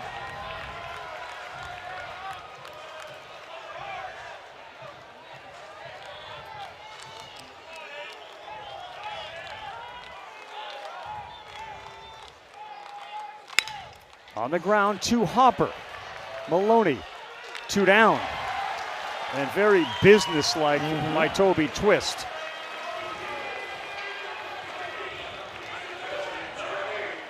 He's been out there plenty this year. I mean, he's on for the 20th time. He has made 3 starts. But an efficient 2 outs on 3 pitches for the left-hander. He got on single-digit pitchers. You look to be a little bit unsure about that. Yeah. I like them in nice athletic frames. Like he looked like he probably played center field in high school. This fits? Yes, this fits. Okay. Bradley, now Twist, and here's Tinney. Ball 1. Like Thomas Burns can't come out in number 3. It's just not, that's not working. It's fair. So you're starting to buy it. Kozar comes trotting in wearing 1. No. It wouldn't look quite not right. doing that. 2-0 to a dangerous hitter. We've seen one catcher win a game and send a team to Omaha today. Daniel Jackson. Here's another one of the superstar catchers that have shined in the 2026 college baseball season. 2-0, dangerous pitch. He lost it 3-0.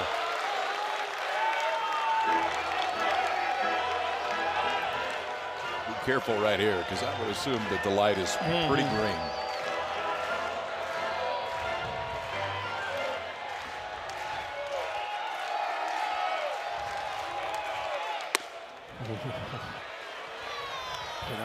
That was as right down Broadway as they come.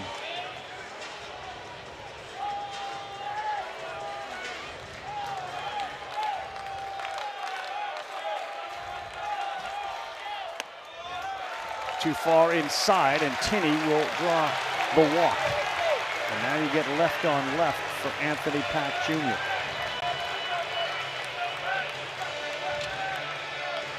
A little bit of a reverse fortune tonight for the Longhorns. They've left 10 men on base and runners on each of the last 6 innings.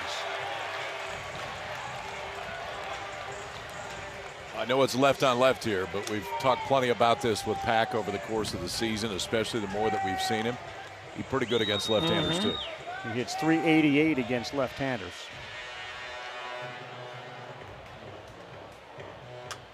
And you're kind of waiting, right, for your Anthony Pack moment, given what he did during the regular season, if there's going to be one. And last weekend. given what he did last weekend where he hit 4 home runs. He's not been shy in the moment, that's for sure. You can see those splits in reverse for Pack. He's been on base 6 times in 2 games. Just 2 hits, but he's walked twice and been hit by a pitch tonight. They're going to pen. They are. And they're bringing in the guy that's got the saves on this team, Devin Bell, 12 of them. And there's no bigger spot than this one right now.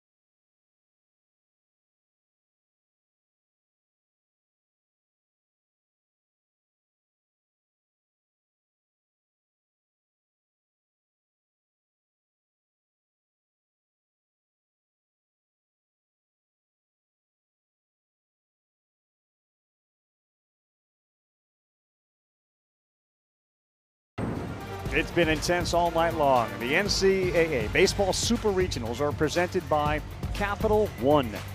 What's in your wallet? Well, what's at stake? Texas, if they can come back and win, they go back to Omaha to join the other 7 teams that will compete in the College World Series. If Oregon hangs on, they force a winner-take-all Game 3 tomorrow night at 8 o'clock Eastern Time on ESPN2. And they have been climbing back all night. Now handed over to their closer. This is Devin Bell. It's real stuff now. I mean, it's a fastball. Excuse me, mid-90s has been up to 98 this year. Primarily fastball slider for Bell. Anthony Pack looks at one down, 1-0. The freshman has been the best hitter, arguably, in the conference, the freshman of the year in the conference. Fascinating, you just don't see a lefty take it out against the lefty to go to a righty very often.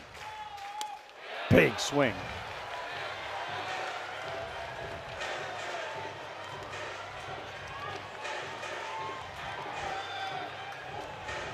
This has been a fascinating game in the way that the coaches have managed it. Waz wasn't afraid to play for one in the middle of the game to get it tied up, and then he got another. And I think a big reason why is he loves this bullpen. Boy, that's a big one there, but it hits Pack, so down to second base in the scoring position goes Tinney. And here comes Temo Becerra, who has struck out 3 times. He was the guy that came in and was up with the bases loaded when Bradley came in and struck him out. So another massive chance for Becerra. If you get cleanup in this Texas lineup, you're going to be up with people on base all the time. And Timo certainly has here in this ball game. Just needs the one big hit to send these fans home happy. They're on their feet. They're in the top of the 8th inning. Texas, the visiting team tonight. Right down the middle at 95 to get ahead.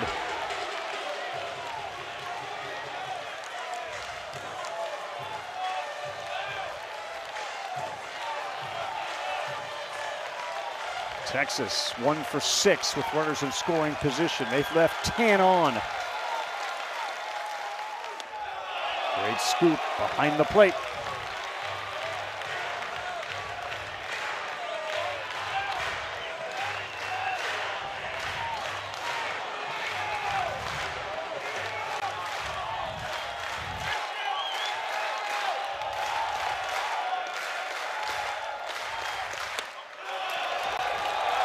couple of big misses, and now it's 2-1. His control this year's been pretty good. He's watched his 9 in 36 innings, but now he has hit 7 guys.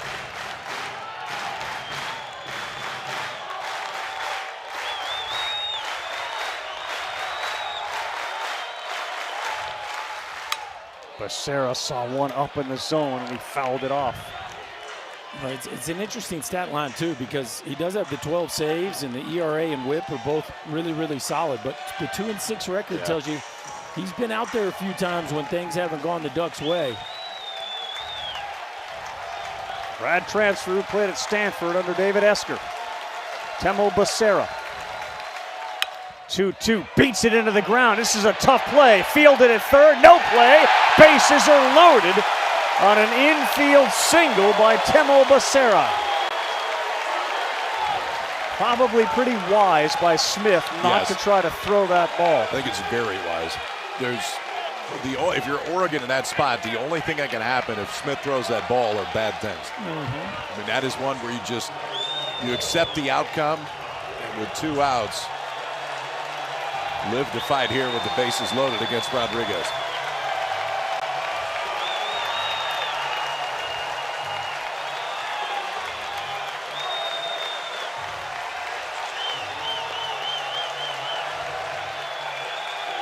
An amazing stat. He's been responsible for a quarter of the runs in the tournament. And we're going to get an offensive timeout before we see Adrian Rodriguez step to the plate. What's the conversation, do you think, Berkey? Well, we're not looking at a report, so this feels very approach-based, very mindset-centric. I think maybe trying to help him calm down his heartbeat a little bit. This looks like Sark trying to call the timeout in a football game. Watch this. He just keeps going. He can't get attention. He can't get attention. He keeps going. He keeps going. Now we're going to it here in a minute. Timeout. So he's calling it right at the last minute. Sark, Sean Miller, any of the Texas coaches. You don't usually see it from a hitting coach, but it was Tulo out there. Tarps are off. Adrian Rodriguez with them loaded.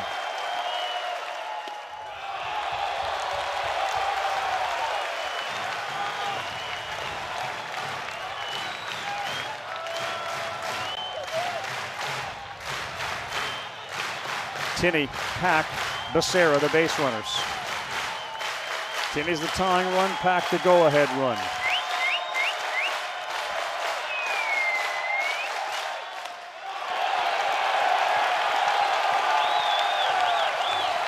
Maybe the conversation had to do with being very patient at the plate. There have been some wild ones from Bell.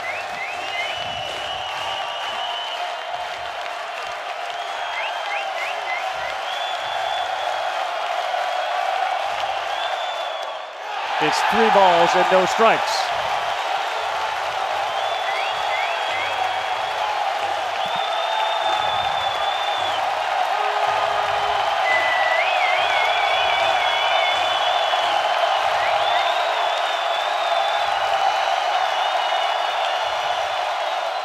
Yep, he lands it.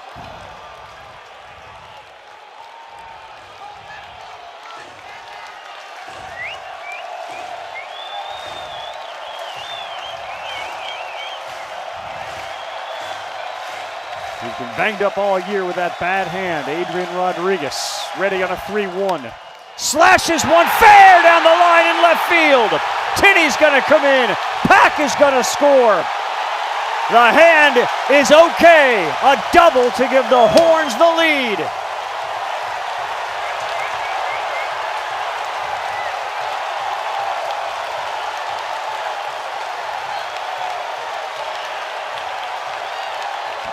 As clutch a hit as Adrian Rodriguez has ever had, and he goes the other way again. This young man's making his mark on the program, y'all. A monster week last week and 5 ribbies last night. And now the moment of the Super Regional as the Horns have taken the lead on a slashing double by the Texas shortstop.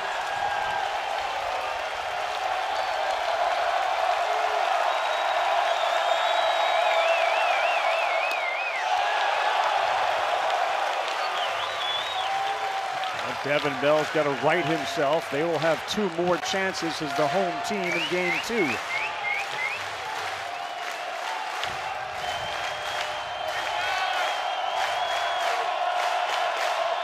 Mendoza, 2-0.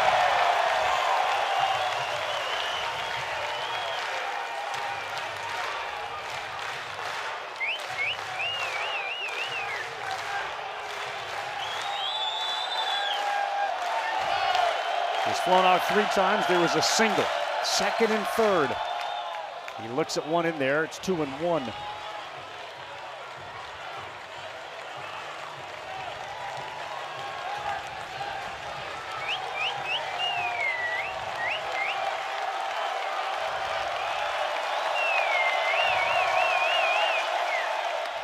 Another one on the corner to go 2 balls and 2 strikes. That's 2 nice pitches right there. You fall behind and now land a couple on the corner. And there's the big closer, freshman Sam Cozart. You get that lead and you know what's next.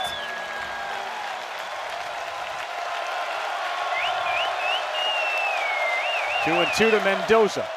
3-2. Every one of the Texas Longhorn hitters, after a ball, they will look at the pitcher, letting him know that I saw that really well. I have the pitch. 3-2 and 2 outs, and he'll be off in 3rd and 2nd. And now they're loaded again. And if you're Wasikowski, do you wait here or do you go back to the bullpen? I mean, he's been your guy at the back end of the ball game, and I know that he gave one up right here. Luke Morgan is up and warming in that Oregon bullpen right now. Sounds like they're checking to see if he's ready.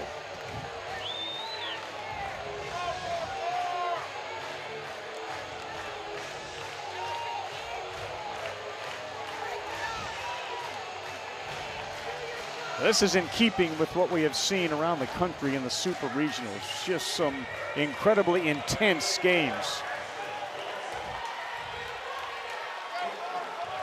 And after a fairly lopsided one last night, these 2 teams have put on a show here tonight. Seesaw battle that now favors Texas, with them loaded for Ashton Larson.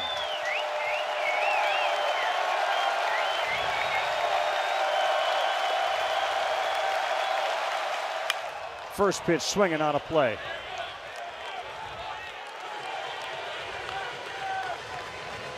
The current hero, Adrian Rodriguez, has got 9 RBIs in the NCAA tournament.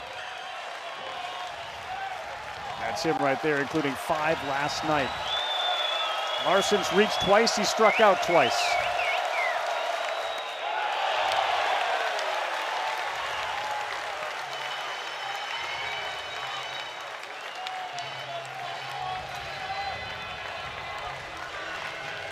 One more big knock. This place feels like it's going to cave in.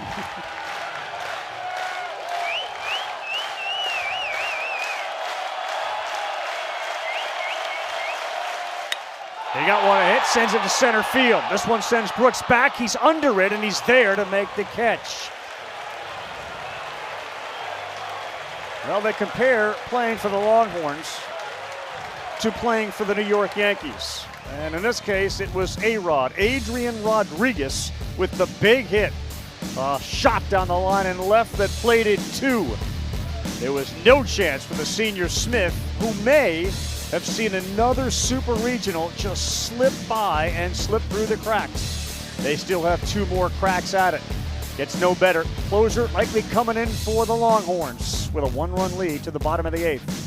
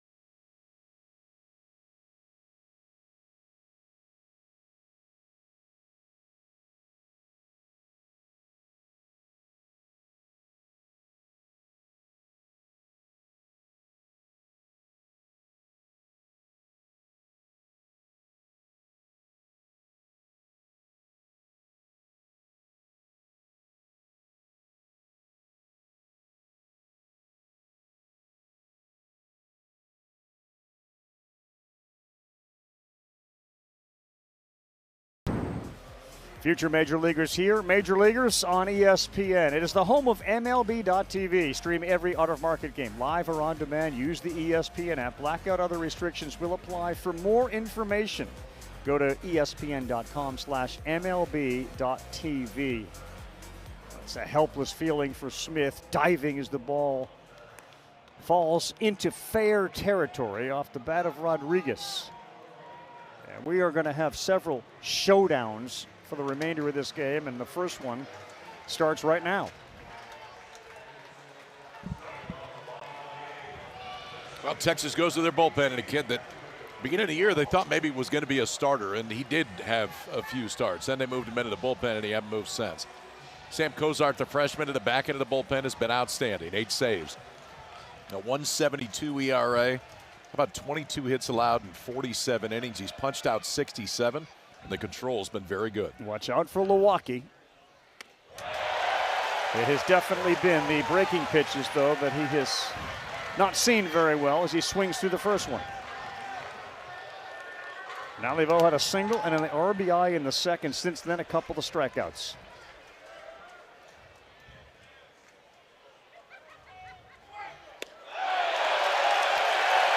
Too often you see a closer come in the game with 4 real pitches, but you'll get fastball, slider, curveball, and the split. KP mentioned that he started the year as a starter, and even though he closes ball games, it's a very diverse arsenal. He's ahead 0-2. Did he go? No. Had a great conversation with Sam, who is very open, very authentic, very honest. He's never closed before. We talked about the beard that he had. He said he's had a goatee since he was 12. He used to carry around ID to prove to everybody that he was that young. 1-2, yes he did. Another strikeout. Oh boy. Our first base umpire, Casey Moser, says no. Milwaukee certainly said no. No, he held it, and he did that last night too. Yeah. He is strong. Not many holding that. 2-2, he's got some of the longest homers this year. Not there, he's gone. Cozart goes 95 up top for the first out in the bottom of the 8th. Well, Berkey talked about the 4 pitches, and it really starts with that fastball. Gets into the mid-90s back-to-back. Junior Milwaukee held off on the pitch before. This one he couldn't, though. 95 elevated, and Cozart strikes out the first duck hitter he sees. Bottom of the order for Sam Cozart, the closer here in the 8th. It's Maddox Maloney now. Got some pop in the bat, 12 homers. And that one is out of play. Cozart has benefited greatly from working with Max Wiener. I mean, he speaks of him like he's almost godlike in their ability to work together to perfect the pitches that he throws. You mentioned the 4 of them.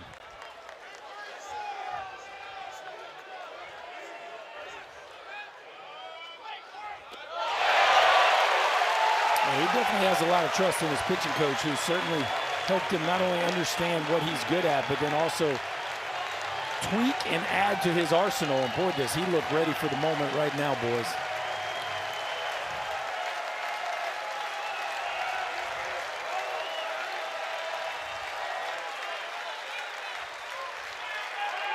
Right down the middle at 96. 2 up, 2 down, both courtesy of the strikeout. And he's finished each guy with a fastball so far.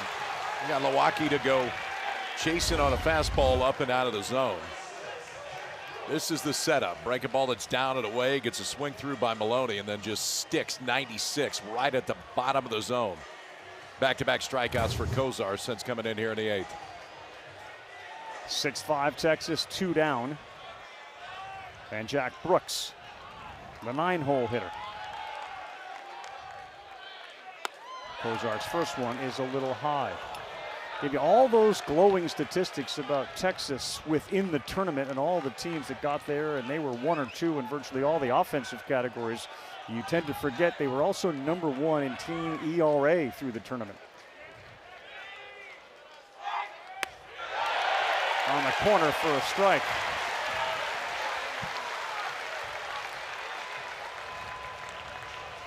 You get into the weeds of stuff plus and strikeout to walk ratio and fielding, independent pitching, and whip. They are top 6 in all those categories. The 1-1 missed.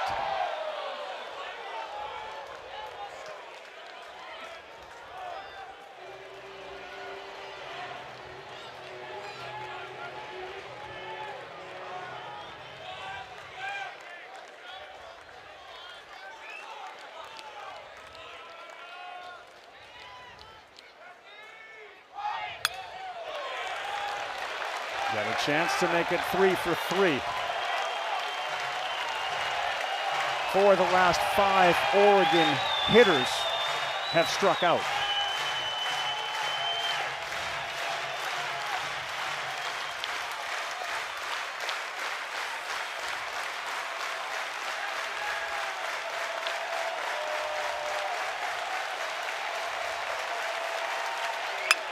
Off-speed pitch. Well, last time we saw Sam Kozart was against UCSB, and he gave up 5 hits in an inning and 2/3. The first inning was pretty clean. It was the second inning that UCSB got to him. So we'll see what he's got in the next frame. But boy, he's making this look pretty low maintenance here so far. The next frame, if this is going to end here with Brooks, we'll have the number 1, 2, and 3 hitter in the bottom of the 9th. 2-2. Just foul, and that had extra bases written all over it as Borba was shaded off the bag and off the line by about 30 feet. Jack Brooks missed a double right there by about 5 feet, maybe.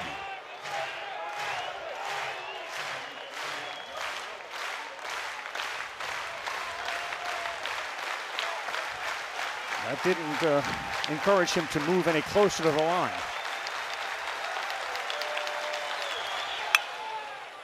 That ball is fair, smothered by Larson, and a 1-2-3 Kozart 8th.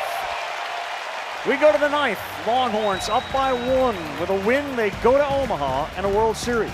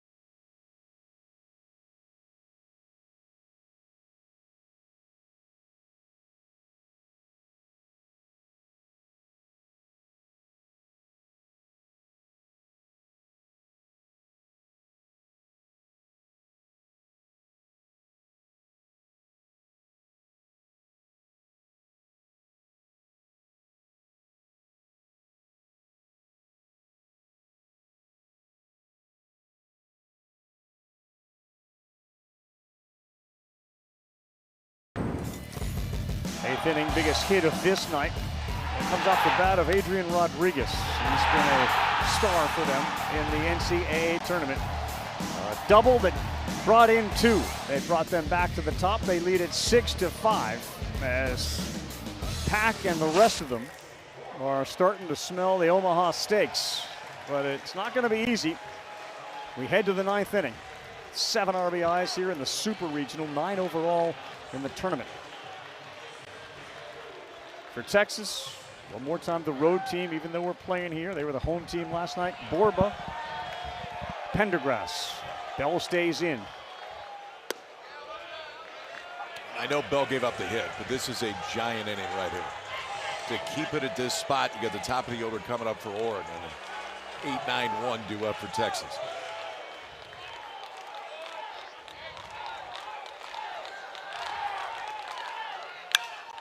Got one a hit, got jammed a little bit, popped it up. Shallow right field. Cooney, the second baseman, is out there, and he makes the play. It felt like he wasn't exactly sure if Laya was going to come in and take charge. It does feel like a huge moment in this game because you look at what's at stake. Oregon trying to keep this thing alive to get back to Omaha since 1954. They've only been once. Texas going for their record-setting 39th, that 3-year drought, as they call it around here, trying to end that. Drought. Ball one to Darian Pendergrass.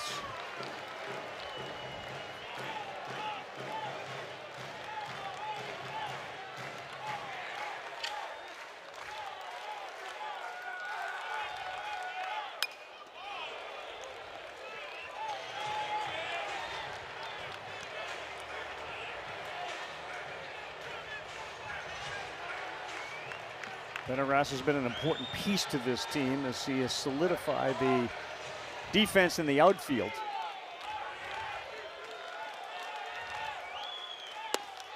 That is in there. It's 1-2. And giving them a different wrinkle down at the bottom. No doubt. A piece that you can do a lot of different things with. Certainly makes the other team nervous when he gets out on the base pass. Aiden Robbins in the on-deck circle with one down, the 1-2. 2-2.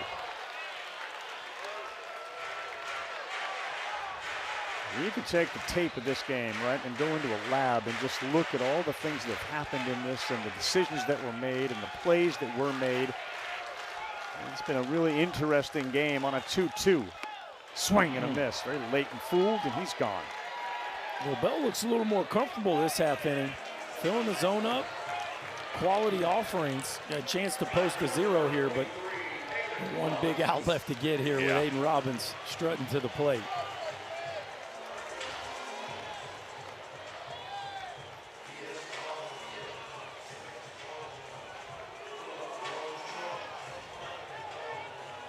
This game started at 8 o'clock local time, and Robbins led it off with a homer.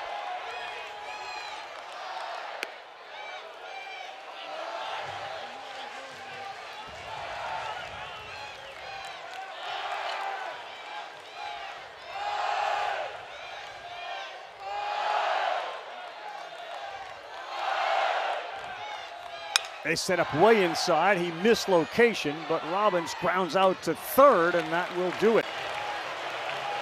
The stage is set. It is the top of the order. Jimenez, Laya, Cooney against the closer for the Longhorns, Big Sam Kozar. Trip to Omaha is on the line when we come back.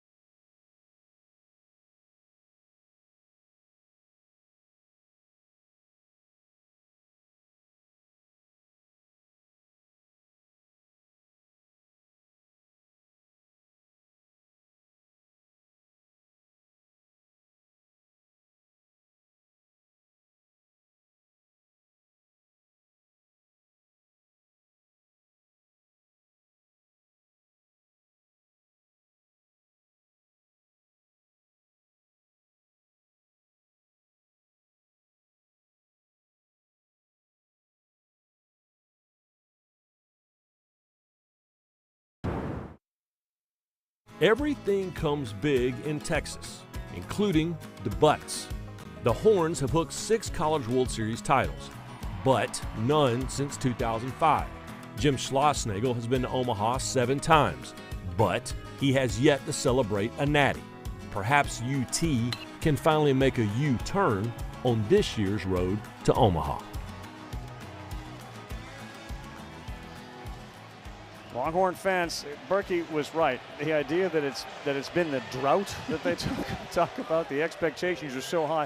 One of the reasons that they were willing to bring Jim Schlossnagle over and wanted to desperately get him here from A&M. He has got his team on the precipice of going back to Omaha. They have the right guy on the mound in Cozart, but it won't be easy. The Ducks, who have fought valiantly tonight, will go with 1-2-3 in the bottom of the ninth. Jax Jimenez leads things off. Cozart looked great in the eighth. First pitch swinging, 0-1.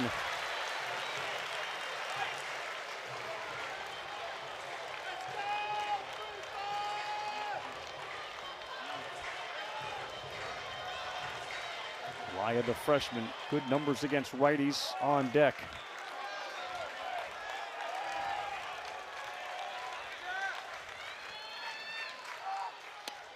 That one missed.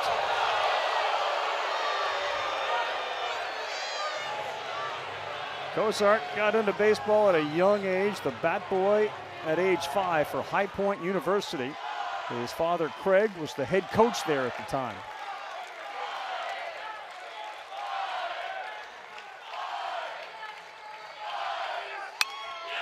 Jimenez, it's 1-2. And now the options open up for Sam Cozart.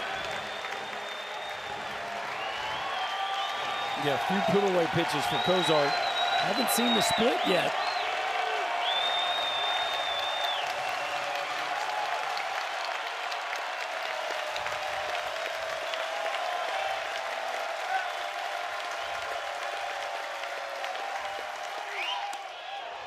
That is a patient take by Jimenez, a sophomore.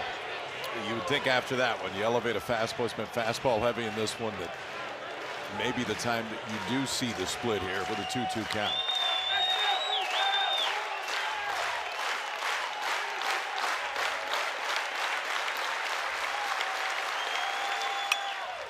Good spoil.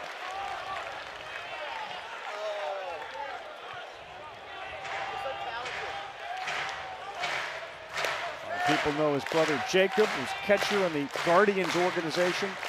He said about his brother Sam, there's no one out there like him. He's one of a kind, and he's going to do crazy things in the baseball world. All he's focused on now is getting 3 outs, the 2-2. This is a good at bat right now by Jax Jimenez. He definitely looks like he's seeing the spin pretty well. The challenge for him is going to be, can he lay off that elevated fastball?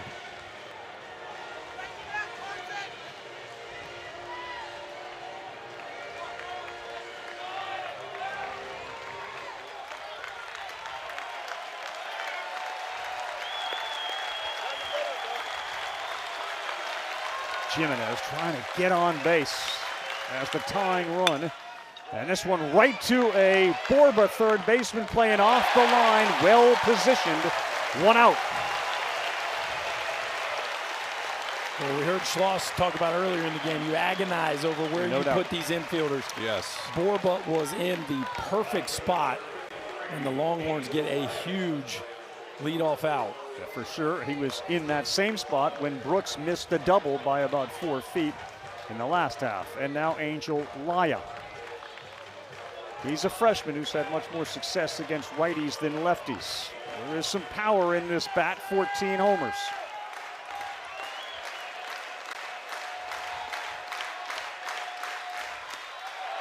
Off speed, gets the call. Looked like it might have been a little off, but he went with a curveball, and it's 0-1.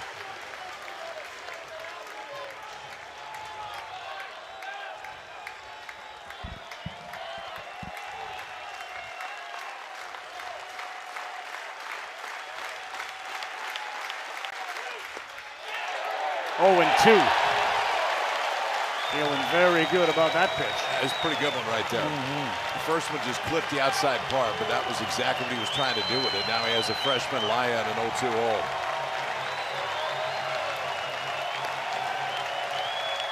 Two that were down. Cozart go heat up top against Laya. He does, and he is 1 out away.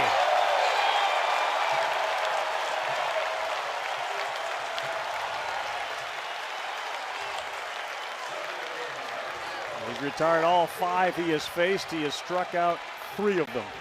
And Ryan Cooney is the last chance for the Ducks.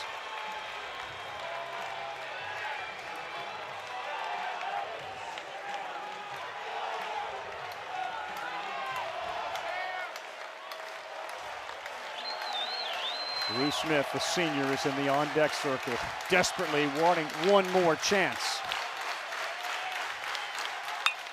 Cooney, a half-check swing that sends one into the seats.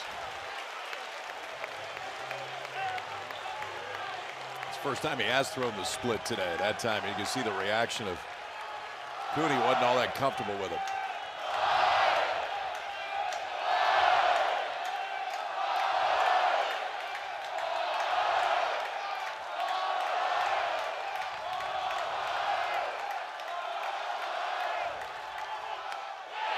That lands. It's 0-2, and they're a strike away from going to the promised land.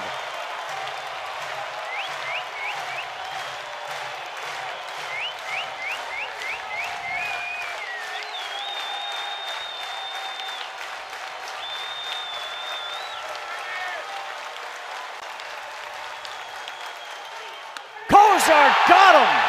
And from Austin to Omaha, the Horns are heading back to the College World Series.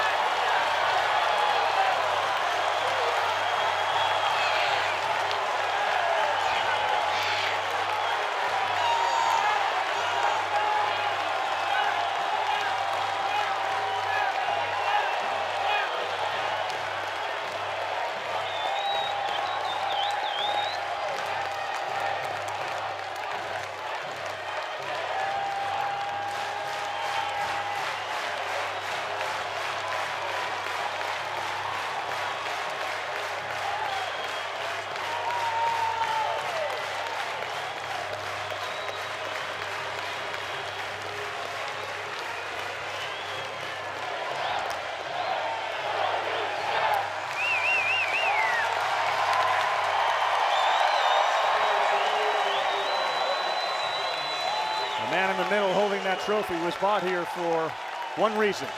It's to go to Omaha and it's to win World Series championships. And this was a massive challenge. The Oregon Ducks battled from a 4-0 deficit tonight, grabbed a lead at one point. But it's Texas, another SEC team, going back to try to win a championship. Well, it was a massive challenge. It was also a masterful job of managing the bullpen. Masterful. Yeah. The way they went to Walker, they got a couple outs out of Walls. They bring in Burns in a 1-2 count. He gets them off the field. Kozar gets the ball. And, of course, the big hit by Rodriguez. But, boy, did Jim Schlossnagle push all the right buttons. You do, but you still have to hand it to a freshman closer.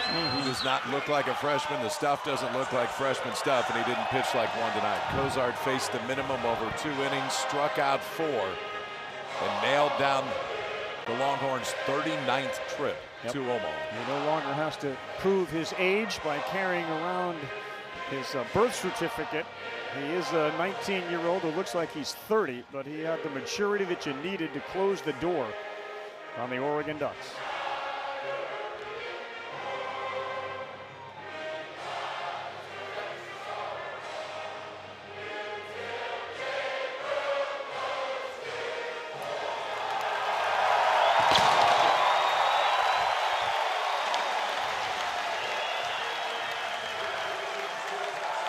An indescribable feeling, and they have felt it now 39 times, what it means to go to Omaha and compete for a championship. It started with Robbins and Tinney and their home runs. They rallied late in the 8th thanks to that Rodriguez big double that put them back on top. And heartbreak for the Oregon Ducks, who fought valiantly. They did not get the start they thought they would out of Sanford. He battled as valiantly as he could. Bradley was phenomenal in this one, but it's Kozar and company who are going to occupy a spot in Omaha. Just 2 more tickets to be punched after tonight. Yeah, it wasn't perfect for Oregon. Certainly a rough start, but boy, did they give us everything they had. Yesterday wasn't a great performance by them, and they knew it. But today was certainly an excellent ball game, and at the end of the day, they just came up one play short. It is not going to be long before Oregon's in Omaha. I mean, based on what Mark Wasikowski has built, based on what they have coming back, which is a ton in this lineup. It was loaded with freshmen and sophomores. And I think based on the brand that he's built in the 6 years that he's been there, I know it didn't end the way that they wanted today, but the battle back to take the lead in this environment, to give him a chance, it just may not feel like it now, but it gets one step closer to them taking that final step. Well, Cozart, who came in and struck out 4, and it felt like all of those pitches, and in particular, the fastball was working. Drew Smith, now 4 supers, and he gets stuck in the batter's box, waiting for another chance. Tinney, Cozart, and over the railing they went for a big celebration. Some more gracefully than others. That was a serious collision between Cozart and Tinney there after strike 3, but wow, what a performance by Sam Cozart. We always say the last 3 outs feel impossible in these games, and Cozart went out there, and as you said, KP, he faced the minimum, not for 3 outs, for 6. And we saw tonight why Texas is a contender to win the whole thing. They can score in a variety of ways. They have big-time star power, and the back end of the bullpen is arguably as reliable as anybody in the sport. So 79 Men's College World Series, and the Texas Longhorns have now been to 39 of the 79, which, yes, it's like half that they've been to when the World Series has been played. I hear that's good. It's really good and really hard. It is a long season. It is certainly an abbreviated season spread out over just a handful of months. But this journey, the Super Regionals, that's the part that Schlossnagle has said is the most difficult. And you can see why when you have to deal with a team like Oregon. Holy smokes. Texas and Georgia at the College World Series after the Bulldogs blasted their way through Mississippi State. You're going to have Daniel Jackson and Carson Tinney in the same game as they head up the hill there in left field to celebrate with their fans. What a scene that is.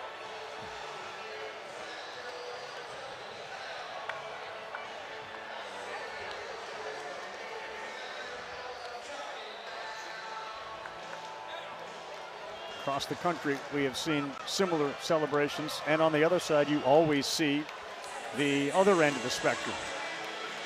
The addressing of the team that's going to have to go back, regroup, and try it again. To KP's point, what Mark Wasikowski has done with Oregon is nothing short of spectacular, and they are 1 or 2 pieces maybe away from getting to Omaha.